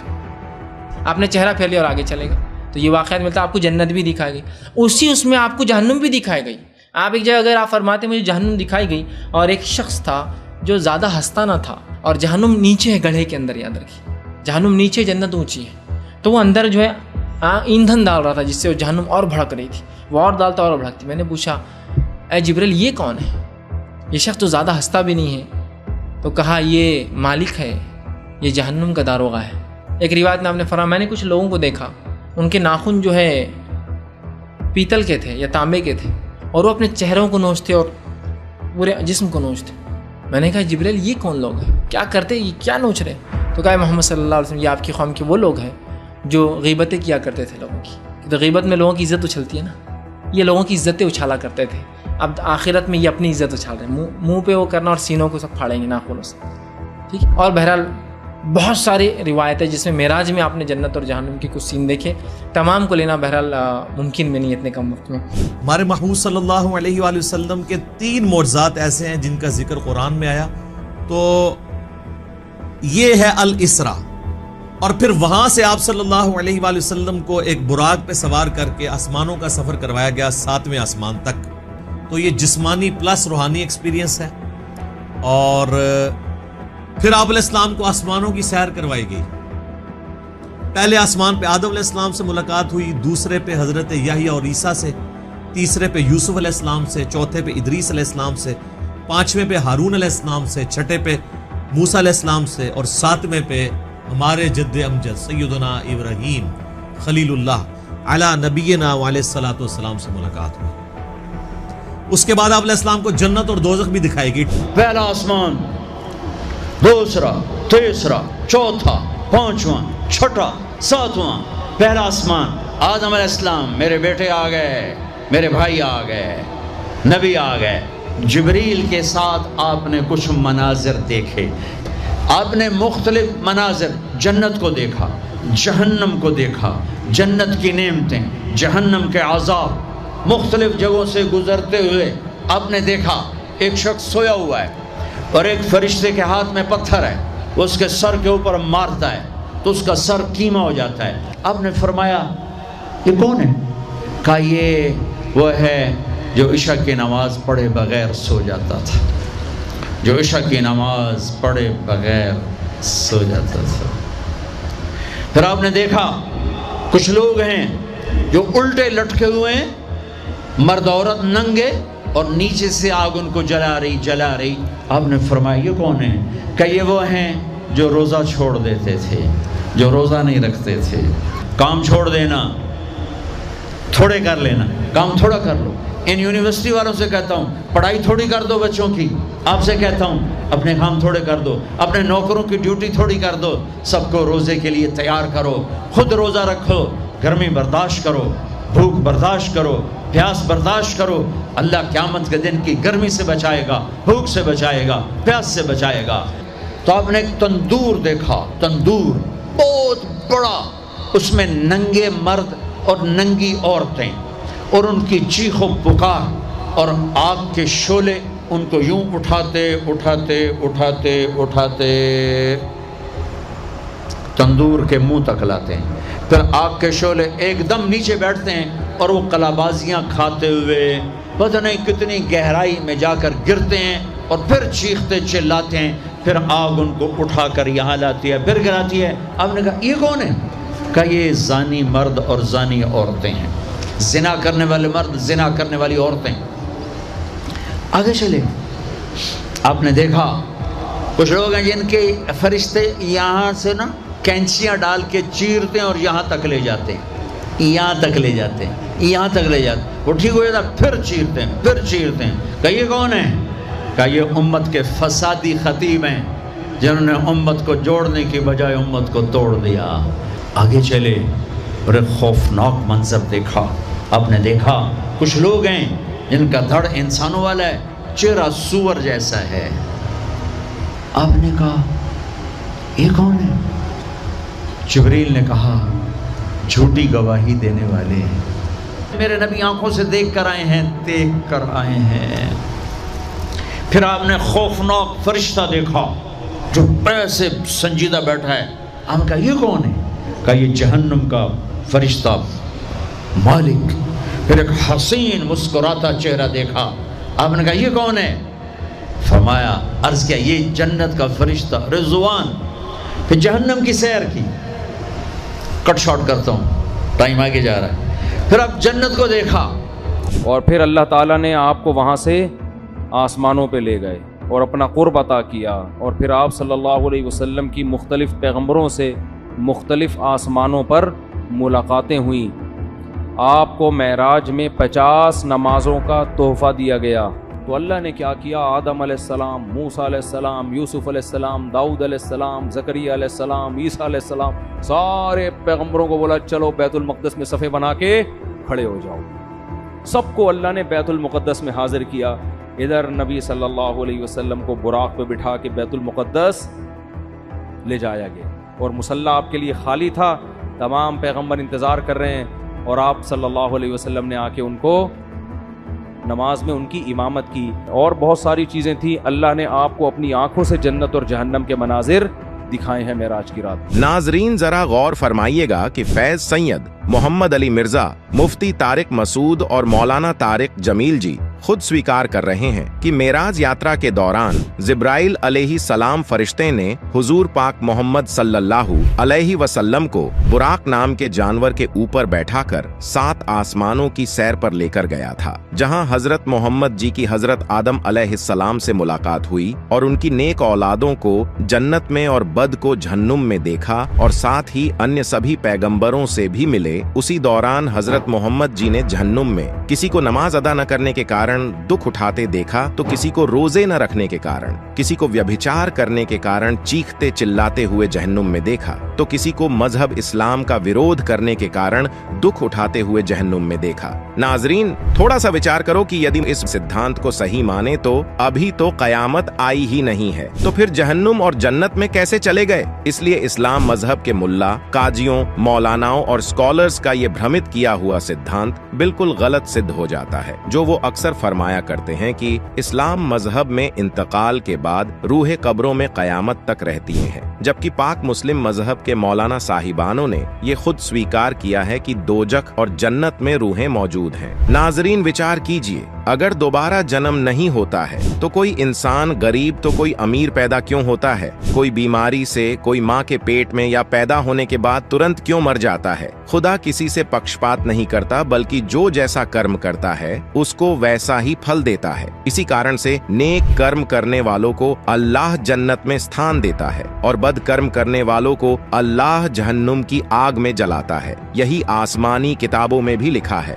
और हमारे प्यारे नबी हजरत मोहम्मद जी की आसमानी यात्रा में भी हजरत मोहम्मद जी ने भी यही देखा और हमको बताया। इन बातों को मुल्ला, काजी, मौलाना, स्कॉलर्स भी मानते हैं। नाजरीन, जैसा कि डॉक्टर जाकिर नाइक जनता को भ्रमित करने के लिए ये भी कहते हैं कि अल्लाह सुब्हानहू व तआला ने मौत और जिंदगी बनाई ताकि आप लोग को जांच सके, आप लोग का इम्तिहान ले सके, आप लोगों में से कुछ लोग अच्छे हैं। ये जांच पड़ताल करने के लिए ये जिंदगी हमारे लिए इम्तिहान है। नाजरीन, जैसा कि आपने देखा, डॉक्टर जाकिर नाइक फरमा रहे हैं कि हम सभी को खुदा ने इस जहां में परीक्षा के लिए भेजा है। तो नाजरीन, डॉक्टर जाकिर नाइक की ये बात मान भी ली जाए तो सबसे पहली बात, खुदा हम सभी मखलूक को एक समान, एक जैसा पैदाइश करेगा, एक समान अधिकार देगा, एक समान जैसे ही सारी व्यवस्था बनाएगा। मिसाल के तौर पर जिस प्रकार स्कूल में परीक्षा ली जाती है तो एक जैसी बुक होती है और एक जैसा ही पेपर दिया जाता है, तभी परीक्षा दी जाती है। उसी प्रकार यदि कुछ बच्चे जन्म से ही बीमार होते हैं और 5, 6 या 8 साल की उम्र में आकर उनका इंतकाल हो जाता है, या फिर उनकी दिमागी हालत ही काम नहीं करती और उन मासूम बच्चों को खुदा ए पाक की मुकम्मल जानकारी भी नहीं होती, तो वे मासूम बच्चे परीक्षा कैसे दे पाएंगे? नाजरीन, ऐसा उनके साथ पिछले जन्म के बुरे अमालों यानी कर्मों के आधार पर होता है। इससे यह साबित होता है कि डॉक्टर जाकिर नाइक जो बातें बता रहे हैं वह बिल्कुल गलत है। नाजरीन, फिर कर्मों यानी अमाल की बदौलत अल्लाह ताला हमें पृथ्वी पर भेजता रहता है और जिसके जैसे अमाल यानी कर्म होते हैं उसका वैसे ही जन्म होता है। जैसे अच्छे अमाल जायदा है तो अमीर के घराने में पैदाइश होना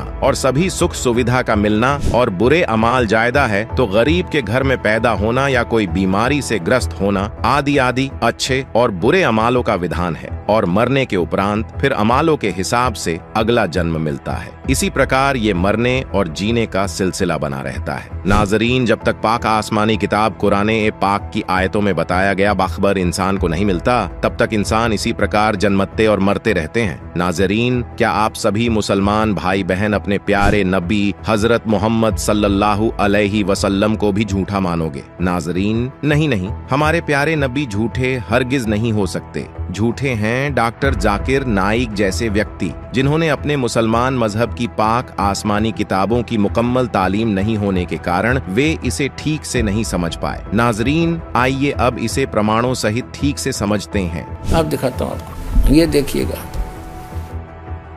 ये जीवनी हजरत मोहम्मद सल्लल्लाहु अलैहि वसल्लम, ये यहाँ से छपी है, देखिएगा।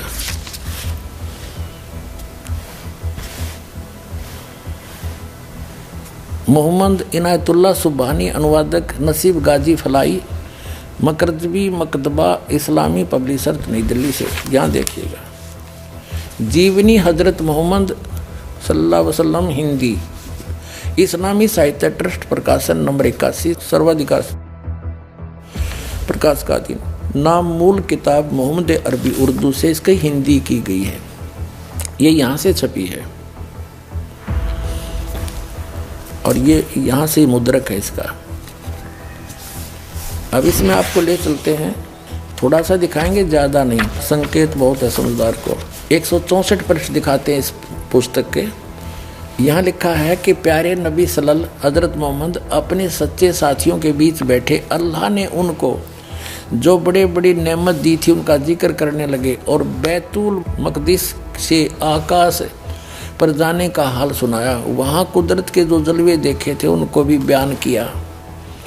आप सल्लल्लाहु ने फरमाया कि इस तरह हज़रत जबरील अलैहि मुझे पहले आकाश पर ले गए। वहाँ इंसानों के बाप हज़रत आदम अलैहि मिले। उनका हाल यह था कि जब दाईं ओर देखते तो खिल उठते और हंसने लगते और बाईं ओर देखते तो मारे गम के आंसू भी भर लेते, क्योंकि दाईं ओर उनकी नेक औलाद के कर्म थे और बाईं ओर उसके बद के। हज़रत आदम अल्लाह ने आप सल्लल्लाहु यानी हज़रत मोहम्मद को देखा तो बोले तुम्हारा आना मुबारक है नेक नबी है नेक बेटे। आप सल्लल्लाहु ने पूछा जबरील यानी हज़रत मोहम्मद ने जबरील देवता से पूछा ये कौन है, तो उन्होंने जवाब दिया, जबरील ने बताया कि ये आदम अलही है, हज़रत आदम है, इस सारे इंसानों का बाप। फिर जबरील अलही आपको दूसरे आकाश पर ले गए। अब देखो एक तो इस तरह ये सिद्ध होगी कि जिस जन्नत में ये कुरान शरीफ के आधार से ये तो नमाज आदि पढ़ कर जाना चाहते हैं उस जन्नत में, वहाँ गए हुए प्राणी कितने सुखी। बाबा आदम को ये सुप्रीम मानते अपना, और वो जन्नत में बैठा है, एक बार तो रो रहा है एक बार हंस रहा है, क्योंकि अब देखो इनकी यह थ्योरी भी गलत सिद्ध होगी कि जब क़यामत आओगी जब बस सारे पैदा किए जाएंगे इतने इसका वहाँ रहेंगे। अब ये बाबा आदम की सारी संतान ऊपर जा रही, और ये हज़रत ईसा हज़रत मूसा हज़रत अब्राहिम दाऊद और ये सारे ऊपर बैठे। अब दिखाते हैं आगे। तो कहने का भाव ये है कि तू वो उस जन्नत ने के चाटे वहाँ भी दुखी वो आदम, कभी रो रहा है कभी हंस रहा है, क्या इसी को जन्नत कहते हैं? यह साधना गलत है। जहाँ ये जाते हैं वो ये काल का लोक है, ये पितर लोक है, और वहाँ एक तरफ पितर लोक है एक तरफ स्वर्ग है एक तरफ नरक है, वो बहुत बड़ा क्षेत्र है। तो ये पितर लोक में बैठे हैं सारे, तो वो खा के वो जन्नत, जहाँ वहाँ भी दुखी सबका, इनका हेड ऑफ द डिपार्टमेंट हज़रत आदम वहाँ बैठा, कभी रो रहा है कभी हंस रहा है, इसी को जन्नत कहते हैं। कहते हैं वहाँ दुख नहीं, इस तो बड़ा दुख और क्या होगा, सुख का सांस नहीं वहाँ पर। अब ये जन्नत है, इसको जन्नत कहते हैं। देखो प्यारे नबी सल्लल्लाहु अपने सच्चे साथियों के बीच बैठे थे, ये सारा बता दिया।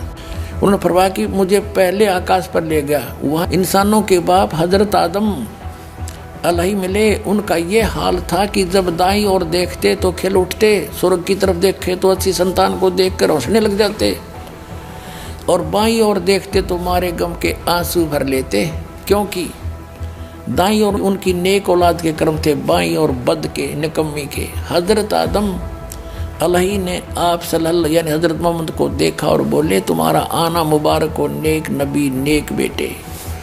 अब जब आप सल्लल्लाहु ने पूछा जबरील ये कौन है, तो जबरील ने जवाब दिया, उन्होंने जवाब दिया कि ये आदम अलही है, सारे इंसानों का बाप। अलही आप सल्लल्लाहु को दूसरे आकाश पर ले गए, फिर तीसरे पर, फिर आगे बढ़ते गए। आप सल्लल्लाहु जिस नबी के पास से गुजरते ये मनमोहक शब्द कानों में गूंजते, तुम्हारा आना मुबारक है नेक नबी है नेक भाई। इस तरह आप सल्लल्लाहु सातवें आसमान पर पहुंच गए, वहाँ हज़रत अब्राहिम अलही मिले और देखते ही बोले तुम्हारा आना मुबारक हो है नेक नबी है नेक बेटे। आप सल्लल्लाहु आगे बढ़े और आगे बढ़े और बढ़ते गए, रास्ते में सौंदर्य के रूप भी देखे, प्रकोप के दृश्य भी, हजारों फरिश्ते भी नजर आए। ये हजारों देवता भी हैं, उनके भी, मुसलमानों के भी देवता, फरिश्ते माने देव और सजदे में पड़े हुए रब का गुणगान कर रहे थे। बढ़ते बढ़ते आप अल्लाह के सिंहासन के करीब पहुंच गए, पर्दे के पीछे।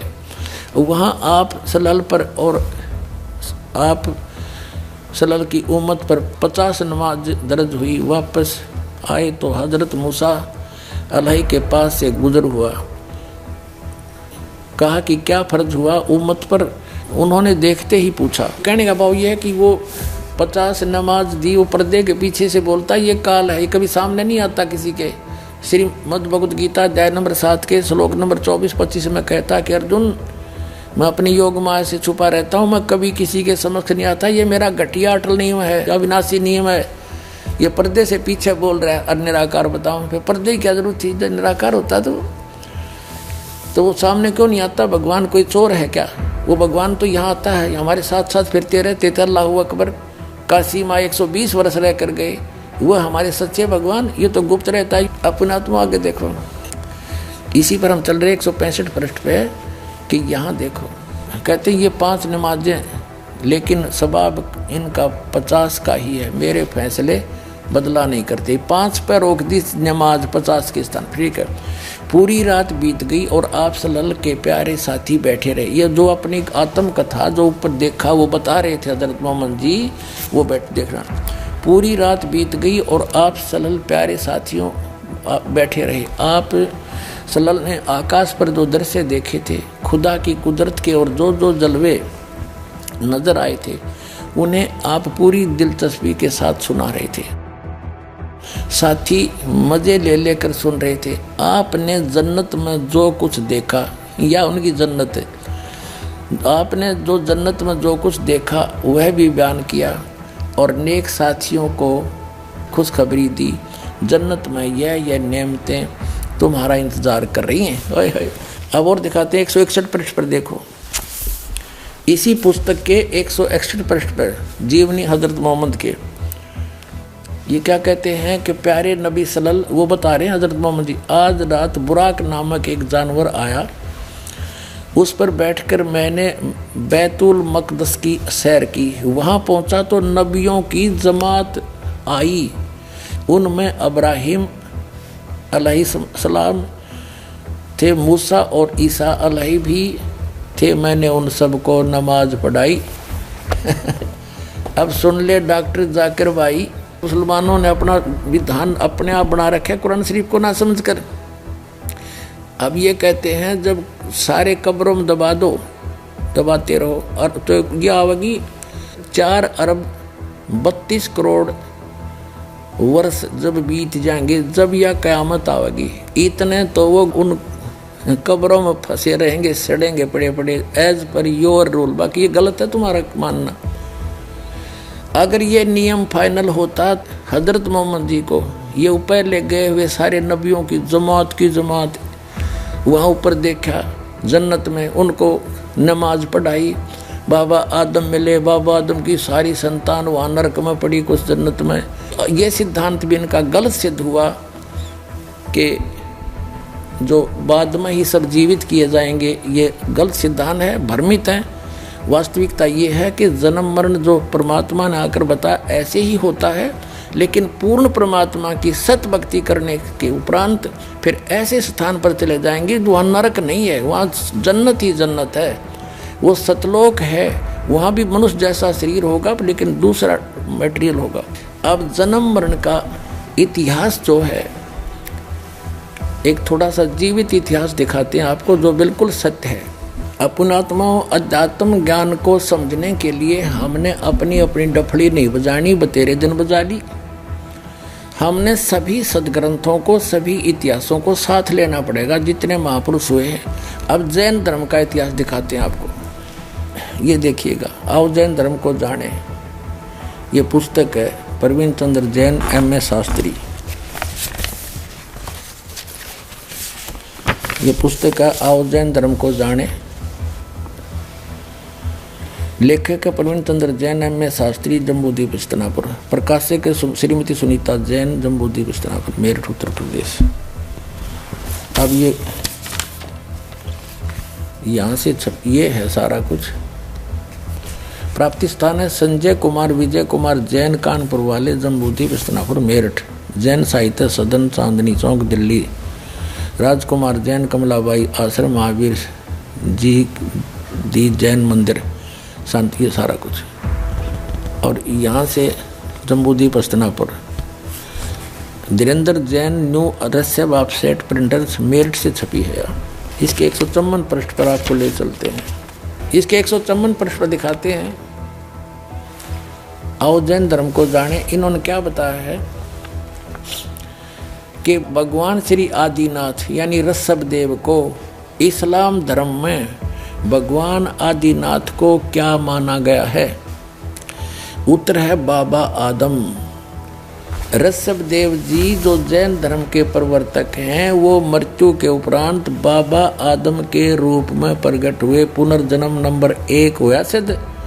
और बाबा आदम भी फिर कब्र में होना चाहिए था, जो हजरत मोहम्मद ऊपर मिले। वो हजरत इब्राहिम, हजरत मूसा जी, हजरत ईसा जी भी कब्र में पाने चाहिए थे, अब वहाँ ऊपर मिले उनको। तो इनका विधान ये गलत है कि कब्रों में तुम्हें दबाया जाएगा और क़यामत आओगी जब जिंदा कराया जाएगा, अरबों वर्ष तक उसमें सड़े जाइयो। यह आपका विधान है, कुरान शरीफ का नहीं है। कुरान शरीफ स्पष्ट कहता है कि दोबारा पैदा करूँगा, पहले भी किया था, ये मैं वायदा करता हूँ। तो पुनर्जन्म होता ही रहता है यहाँ तो। अब आगे देखो, एक पुनर्जन्म का और जबरदस्त इतिहास दिखाते हैं। ये देखिएगा 293 पृष्ठ से हम चलते हैं। श्री महावीर भगवान के अन्य कौन कौन से नाम हैं? अन्य 5 नाम है वीर, अतिवीर, सम्मति, महावीर एवं वर्धमान। अब हम 293 पृष्ठ पर आगे। अब श्री महावीर भगवान के जीवन का कथन कहाँ से आरंभ होता है? उत्तर देते हैं पुरुरा नामक भील की पर्याय से। ऋषभ देव जी ने जब तपस्या की थी 1000 वर्ष तक, पहली धर्म देशना यानी प्रथम दीक्षा, पहला चेला यो अपना पोता बनाया था मारीची। एक गुरु बनाकर साधना करते, वेदों अनुसार साधना करने वाले की भी जन्म मृत्यु कैसे बनी रही? आगे देखो। अब मारीची फिर कहाँ गया? भरत की चक्रवर्ती रानी अनंतमती से मारीची नामक ज्येष्ठ पुत्र हुआ, फिर ब्रह्म स्वर्ग में देव हुआ, यानी जन्म मृत्यु स्वर्ग गया, फिर पृथ्वी पर, फिर स्वर्ग गया, फिर पृथ्वी पर, फिर नरक गया। ये आगे देखो 295 पृष्ठ पे, यहाँ कमाल हो जाएगा। निगोद से निकलकर श्री महावीर भगवान का जीव कहाँ गया? अब देखो अनेकों भाव धारण किए जो इस प्रकार है। 1000 आक वृक्ष के भाव, 80,000 सीप के भाव, 20,000 नीम के भाव वृक्ष के भाव, 90,000 बार केली वृक्ष के भाव, 3,000 बार चंदन वृक्ष के भाव, 5 करोड़ बार कनेर वृक्ष के पेड़ों के शरीर, और 60,000 बार वैश्या के शरीर, 5 करोड़ बार शिकारी के जीवन, और 20 करोड़ बार हाथी बना, 60 करोड़ बार गधा बना, और 30 करोड़ बार कुत्ता, 60 करोड़ बार नपुंसक, 20 करोड़ बार स्त्री, 90 लाख बार धोबी, और 8 करोड़ बार घोड़ा, 20 करोड़ बार बिल्ली, और 60 लाख बार गर्भपात से मरण, और केवल 80 लाख बार देव प्रयाग को प्राप्त हुआ। ये है रियल जन्म मरण का चक्र, बिल्कुल सत्य है। कब तक? जब तक उस अल्लाहू अकबर की सत साधना इस दास से प्राप्त नहीं होगी, तो ऐसे जन्म मृत्यु सबकी होगी। और ये हालत तो उस जीव की है जो ऋषभदेव जी से वेदों अनुसार शास्त्रों को, जो यहाँ के इनके शास्त्र हैं, ब्रह्मसत्र की साधना करने वाले की, जो वेद ज्ञान दाता और गीता ज्ञान दाता, कुरान शरीफ का ज्ञान दाता है, ये एक है। इसके बताए अनुसार साधना करने वाले की जन्म मृत्यु सदा बनी रहेगी। ये भूल है, इन्होंने कुरान शरीफ को ठीक से समझा नहीं, जिसलिए गलत आइडिया लगा रखा है कि एक बार आखिरत होगी। नहीं, इन्हें स्पष्ट किया कि मैं फिर पैदा करूंगा जैसे पहले पैदा किया था, नहीं तो फिर ये दोबारा पैदा करने वाली बात तय खत्म हो जानी थी।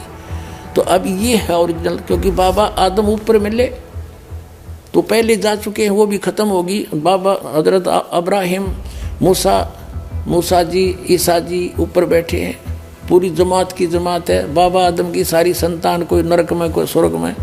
तो वो सिद्धांत गलत सिद्ध हो गया कि कब्र में पड़े रहेंगे, और फिर वो तो सब पे लागू होना चाहिए, फिर जो सब के लिए कुरान शरीफ है। तो ये इन्होंने ठीक से समझा नहीं कुरान शरीफ को। ये वास्तविकता ये गलत विधान है आपका। वास्तविकता ये है पुनर्जन्म होता है, और जिन हिंदू धर्म के सदग्रंथों को रेफरेंस में देकर मिसगाइड करना चाहा आपने डॉक्टर जाकिर नाइक जी ने इन भोले श्रद्धालुओं को, कहीं भी वेद में नहीं लिखा हुआ है कि बर्थ डेथ, कहीं भी वेद में नहीं लिखा है। चैलेंज है मेरा। जिस तरीके से कैटरपिलर घास के ऊपर चढ़ता है और फिर दूसरे घास पे जाता है, उसी तरीके से आत्मा पुराने जिस्म को छोड़ के नई जिस्म में जाती है। आम हिंदू समझता है संसारा के बारे में, इंसान पैदा होता है, फिर मरता है, फिर पैदा होता है, फिर मरता है, फिर पैदा होता है, फिर मरता है। ये साइकिल है बर्थ, डेथ और रिबर्थ की।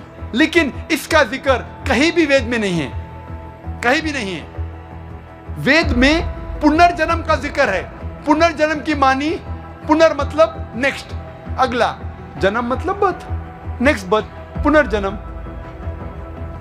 पुनर्जन्म की सही मानी है नेक्स्ट बर्थ, अगला जन्म, जिस पे इस्लाम को कोई एतराज नहीं। हम भी मानते पुनर्जन्म में, नेक्स्ट बर्थ में, लेकिन वो पुनर्जन्म नहीं जो आम हिंदू मानते हैं संसारा के बारे में। हम नहीं मानते cycle of birth, death, rebirth के बारे में।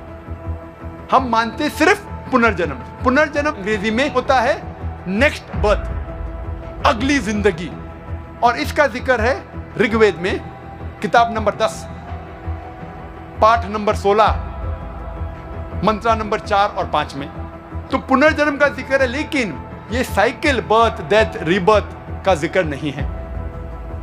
तो जब हम वेद पढ़ते हैं हमें पता चलता है कि वेद में लिखा है कि और एक जिंदगी है, और अगर आप इस जिंदगी में सफल होंगे, अगर इस जिंदगी में सफल होंगे तो आप जाएंगे स्वर्ग में। स्वर्ग का जिक्र है एक अमन की जगह, एक सलामती की जगह, जिसके नीचे बहेंगी दूध की नदियां, शहद की नदियां, वहां फल होंगे और अमन होगा। अगर आप इस दुनिया में सफलता नहीं पाते तो आप जाते हैं नरक में। नरक एक सजा की जगह है जिसका अक्सर जिक्र है वेद में आग जैसा। डॉक्टर जाकिर नाइक जी ने वेदों का भी प्रमाण दिया है अपने समर्थन में कि उनमें भी ऐसा लिखा है इन श्लोकों में। अब आपको दिखाते हैं वेदों में पुनर्जन्म होता है। ये देखिएगा,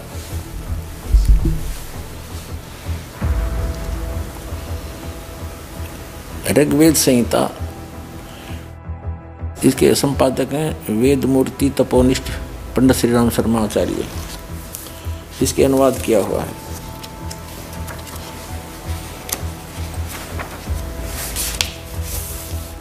ऋग्वेद संहिता सरल हिंदी पावर सहित, ये इनके प्रकाशक हैं।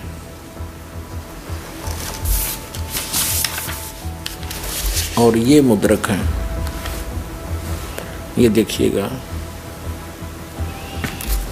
ये देखिएगा ऋग्वेद मंडल नंबर 10 और सूक्त 16 और मंत्र नंबर 1 से, हे अग्निदेव इस मृत आत्मा को पीड़ित किए बिना, अग्निदेव मन परमात्मा, ये बिना संस्कार संपन्न करें, इस मृत आत्मा को छिन्न भिन्न न करें। हे सर्वज्ञ अग्निदेव, जिसमें आपकी ज्वालाएं इस देह को भस्मीभूत कर दें, उसी समय इसे मृत आत्मा को पितृ गुणों के समीप भेज दें।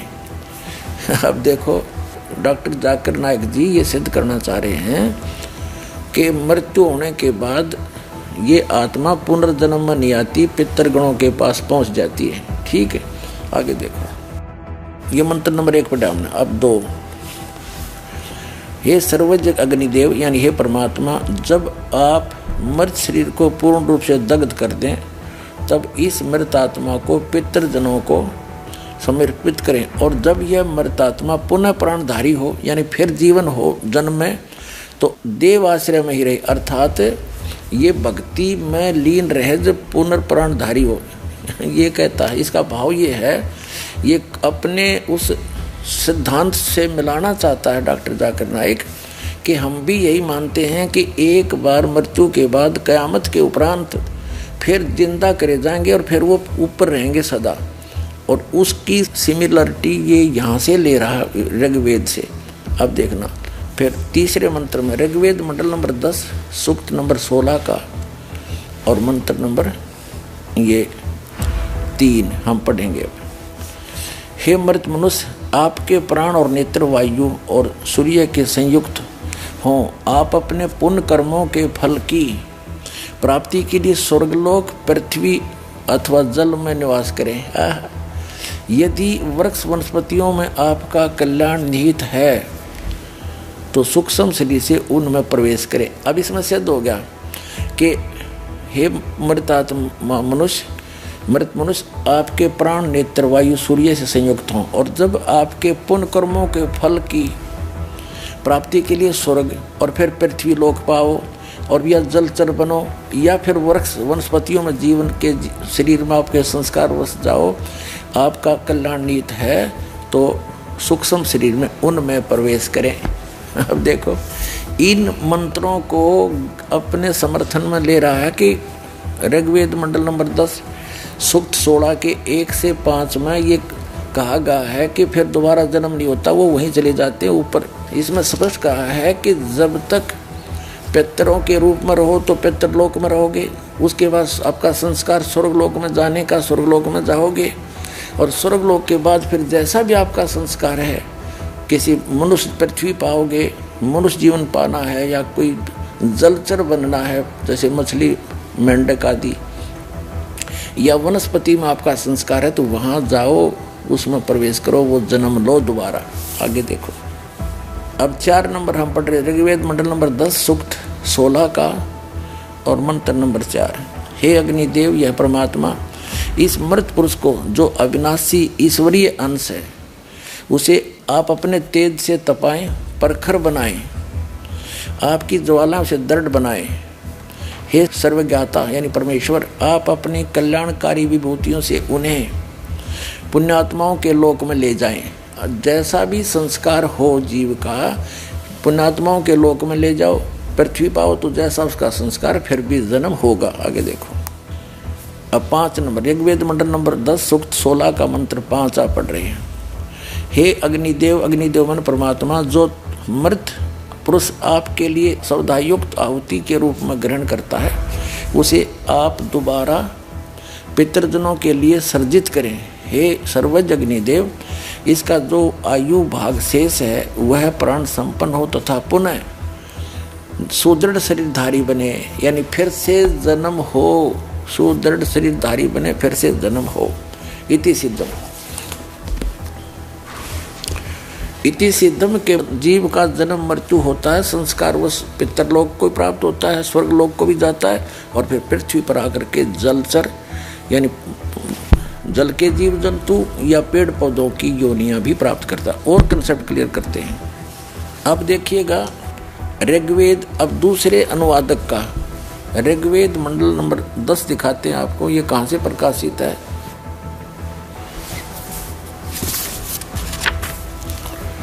प्रकाशक है सार्वदेशिक कार्य प्रतिनिधि सभा, महर्षि दान भवन, रामलला मैदान, नई दिल्ली से अनुवादक, और ये है मुद्रक। और इसके आपको दिखाते हैं ऋग्वेद मंडल नंबर 10 सूक्त नंबर 16 और मंत्र नंबर 2 से लेते हैं। इसमें क्या लिखा है कि हे परमेश्वर,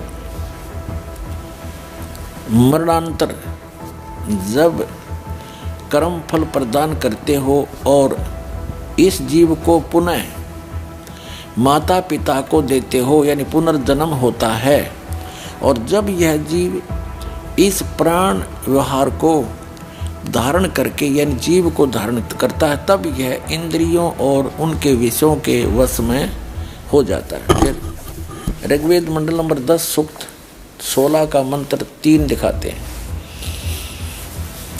हे मनुष्य, मरणांतर तेरा, मरणों के उपरांत तेरा नेत्र सूर्य को प्राप्त होता है, आत्मा प्राणवायु को प्राप्त होता है, किए कर्मों के अनुसार आत्मा ध्रुलोक को यानी ऊपर तेजों में लोक को और पृथ्वी लोक को यानी पुनर्जन्म होता है, गच्छ जाता है, पृथ्वी लोक में भी जाता है। यदि उन लोकों की प्राप्ति में तुम्हारी आत्मा का कर्म फल है तो यह शरीर धारण कर जल में भी जाता है और औषधेशु यानी औषधि और वृक्षों की भी योनि को सतिथि पाता है, उसमें भी जाता है। जिन वेद के मंत्रों को डॉक्टर जाकिर नायक जी ने अपने इस समर्थन में लिया है कि आपके वेद भी ये कहते हैं एक बार जन्म होता है फिर वो उन देवलोक में चले जाते हैं, लेकिन इनका वास्तविक अर्थ ऐसे बनता है जो दास ने आपको पढ़कर सुनाया कि पुनर्जन्म होता है। तो आपको दिखाते हैं पवित्र गीता जी के अंदर कि उसमें पुनर्जन्म होता है। गीता ज्ञानदाता कहता है अर्जुन तेरे और मेरे बहुत जन्म हो चुके, तू नहीं जानता मैं जानता हूँ। श्रीमद् भगवद गीता अध्याय नंबर 4 के श्लोक नंबर 5 और 9 में, गीता अध्याय नंबर 2 के श्लोक नंबर 12 में, गीता अध्याय नंबर 10 के श्लोक नंबर 2 में गीता ज्ञानदाता कहता है कि अर्जुन तेरे और मेरे बहुत जन्म हो चुके हैं, तू नहीं जानता मैं जानता हूँ। और मेरे जन्म को ये देवता नहीं जानते क्योंकि उनका आदि कारण यही है। इस गीता ज्ञानदाता कौन है? ये ब्रह्म है, ये ब्रह्म है, सरपुरुष है, वही है जिसने कुरान शरीफ का ज्ञान दिया और ये कभी किसी के समक्ष नहीं आता, इसने प्रतिज्ञा कर रखी है, ये गुप्त रहता है चोरों की तरह। और वो कह रहा है कि मेरा जन्म तो हुआ है लेकिन ये मेरे से उत्पन्न हुए ये देवता ऋषि नहीं जानते।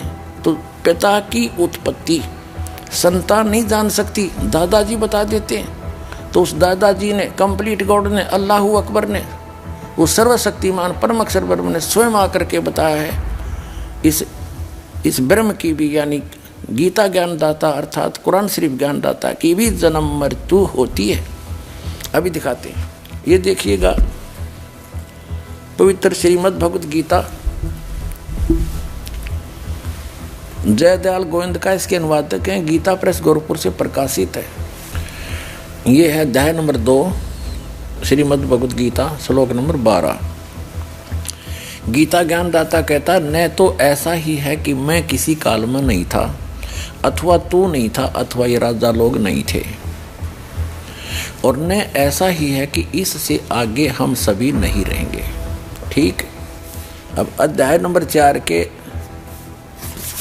श्लोक नंबर 5 और 8 आपको दिखाते हैं। ये देखिएगा, अध्याय नंबर 4 श्रीमद् भगवत गीता 5, इसका अनुवाद यहाँ पर है 5 का। हे परंतम अर्जुन, गीता ज्ञानदाता कह रहा है, हे परंतम अर्जुन, मेरे और तेरे बहुत से जन्म हो चुके, उन सबको तू नहीं जानता, किंतु मैं जानता हूं। अब अध्याय नंबर 4 के श्लोक नंबर 9 में गीता ज्ञानदाता कहता है कि मेरे जन्म और कर्म दिव्य हैं, अलौकिक हैं। अब देखिएगा अध्याय नंबर 10 के और श्लोक नंबर 2 में क्या कहा है, मेरी उत्पत्ति को, यानी गीता ज्ञानदाता की भी उत्पत्ति तो हुई है, मेरी उत्पत्ति को, ये तो गलत कहें, मेरी उत्पत्ति को अर्थात लीला से प्रकट होने को न देवता लोग जानते हैं न महर्षि जन जानते हैं, क्योंकि मैं सब प्रकार से देवताओं और महर्षियों का आदि कारण हूँ। अब इससे स्पष्ट हो गया कि जिस श्रीमद् भगवत गीता को डॉक्टर जाकिर नायक जी मुसलमान भाई ने अपने खुदा को, जिसने कुरान शरीफ का ज्ञान दिया, उसको अल्लाह ताला समझने के लिए बताता है को उसको परू करने के लिए वो अजन्मा है, उसके लिए गीता अध्याय नंबर 10 के श्लोक नंबर 3 का हवाला दिया है। हिंदू मजहब की किताब में सबसे मशहूर किताब है भगवत गीता। अगर आप भगवत गीता पढ़ेंगे अध्याय 10 श्लोक नंबर 3 में कि वो खुदा ना कभी किसी को जना है ना जनेगा, और वो सबसे ताकतवर है। देखिएगा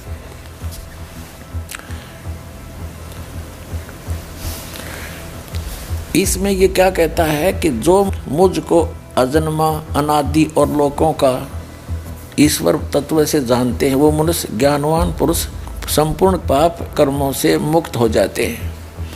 अब ये क्या कहता है कि यहाँ क्या बोलता है ये कि ये एक तरफ तो ये कह रहा है मेरा जन्म मृत्यु होता है, फिर यहाँ कहता है कि जो मुझे अजन्मा मानते हैं, अजन्मा माने मैं जन्म नहीं लेता, जैसे श्री कृष्ण जी में प्रवेश जब ये किए हुए था और गीता का ज्ञान दे रहा था, तब 7वें अध्याय के 24-25 में कहता है कि मैं कभी किसी के समक्ष नहीं आता, ये मेरा अटल अनुतम अवय अनुतम घटिया अश्रेष्ठ अटल नियम है। मेरे जन्म और कर्म अलौकिक हैं। इसके कर्म अलौकिक कैसे हैं? जैसे पर्दे के पीछे से हजरत मोहम्मद को आदेश दे दिया 50 नमाजों का, फिर घटा घटू का 5 कर दी, है अलौकिक, सामने आया नहीं। ऐसे ही कहता मेरे कर्म अलौकिक हैं। श्री कृष्ण जी में प्रवेश करके गीता का ज्ञान दे दिया, कहते अब मैं अजन्मा हूँ, क्योंकि अब मैं प्रेत की तरह श्री कृष्ण में प्रवेश करके बोल रहा हूँ। यहाँ अजन्मा का ये अर्थ है। और वहाँ ये स्पष्ट कर रहा है गीता अध्याय नंबर 2 के श्लोक नंबर 12 में, गीता अध्याय नंबर 4 के श्लोक नंबर 5 और 9 में, गीता अध्याय नंबर 10 के श्लोक नंबर 2 में स्पष्ट करता है कि मेरी उत्पत्ति को देवता नहीं जानते, क्योंकि ये इसके द्वारा उत्पन्न किए हैं, और इसका उत्पत्ति करता वो परम अक्षर ब्रह्म अल्लाह अकबर है। और गीता अध्याय नंबर 4 के श्लोक 5 और 9 में ये खुद कहता है अर्जुन तेरे और मेरे बहुत जन्म हो चुके, तू नहीं जानता मैं जानता हूँ। तो पुनर्जन्म गीता जी ने प्रूव कर दिया, पुनर्जन्म होता है, और यही सच्चाई है। वास्तविकता क्या है कि पुनर्जन्म होता है। तो डॉक्टर जाकिर नायक जी का वो विधान भी झूठा सिद्ध हुआ कि पुनर्जन्म नहीं होता, और आपकी पुस्तकों में लिखा है।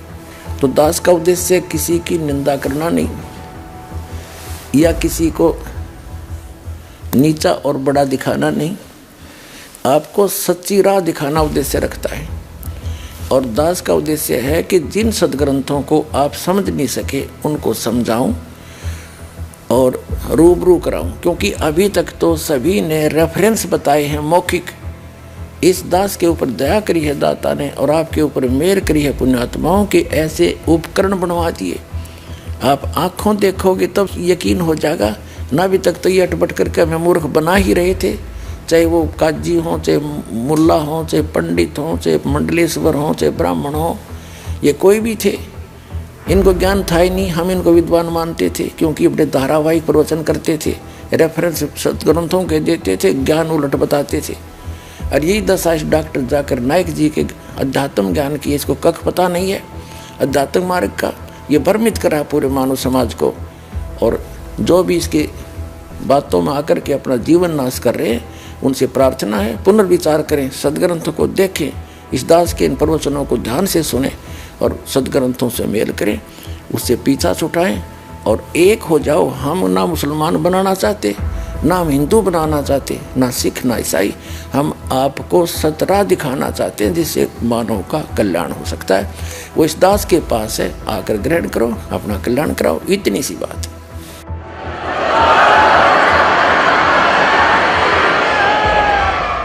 नाजरीन, इस वीडियो का निष्कर्ष ये निकला कि पुनर्जन्म होता है और सभी धर्मों के सदग्रंथों में प्रमाण है कि पुनर्जन्म होता है। आपने अपनी मजहब की पवित्र किताबों में अपनी आंखों से देखा और अपने देखा कि वैज्ञानिकों ने भी अपनी रिसर्च में भी माना कि पुनर्जन्म होता है, जबकि मुस्लिम मौलानाओं और स्कॉलर्स को अपने ही मजहबी किताबों का सही से इल्म ही नहीं और न ही मौलाना और स्कॉलर्स पवित्र किताबों को खोलकर सामने दिखा पाए कि पुनर्जन्म का क्या प्रमाण है। नाजरीन, अगर आपको अभी भी कोई शंका है या आप हमसे सवाल पूछना चाहते हैं तो नीचे दिए गए कमेंट बॉक्स में अपना सवाल लिख दीजिए। हमारी टीम आपके सवाल का जवाब जरूर देगी। अगर आप अपनी शंकाओं के समाधान के लिए हमसे सीधे बात करना चाहते हैं तो इन फोन नंबरों पर हमें फोन कर सकते हैं। नाजरीन, अगर आपको इस्लाम मजहब और कुरान पाक की आयतों की सही तर्जुमानी को अच्छी तरह से और सरल भाषा में जानना है तो इस पाक किताब मुसलमान नहीं समझे ज्ञान कुरान में सभी शंकाएं समूल समाप्त की गई हैं। कृपया दिल थामकर धैर्य के साथ पढ़ोगे तो दांतों तले उंगली दबाते रह जाओगे। लेखक बाखबर संत रामपाल जी महाराज ने इस पुस्तक को यथार्थ संपूर्ण अध्यात्म ज्ञान से प्रमाणों सहित लिखा है। अगर आप इस पुस्तक को मंगवाना चाहते हो तो निम्न फोन नंबरों पर हमें अपना नाम, पूरा पता भेजें। आपको मुसलमान नहीं समझे ज्ञान कुरान किताब आपके घर तक फ्री में पहुंचाई जाएगी। आप सभी को धन्यवाद दोस्तों, समय निकालकर हमारे वीडियो को देखने के लिए। हम जल्द ही एक और नई वीडियो को लेकर वापस आएंगे। इस चैनल पर हम इस्लामिक ज्ञान, धार्मिक तर्जुमानी, कुरान के तफसीर, हदीस और अन्य इस्लामिक विषयों पर वीडियोस शेयर करते हैं। हम इस्लाम के मूल्यों और नए रास्ते के बारे में चर्चा करते हैं और आपके जीवन को एक सकारात्मक रूप में प्रभावित करने के लिए प्रेरित करते हैं। यदि आपने हमारे चैनल को अभी तक सब्सक्राइब नहीं किया है तो कृपया सब्सक्राइब बटन पर क्लिक करें और वीडियोस को लाइक, कमेंट और शेयर करना ना भूलें। आप हमें अन्य सोशल मीडिया पर भी फॉलो कर सकते हैं। मुसलमान धर्म से संबंधित अधिक जानकारी के लिए पढ़ें बाखबर संत रामपाल जी महाराज द्वारा लिखित पुस्तक मुसलमान नहीं समझे ज्ञान कुरान। पुस्तक को अभी प्राप्त करने के लिए नीचे दिए गए नंबरों पर संपर्क करें।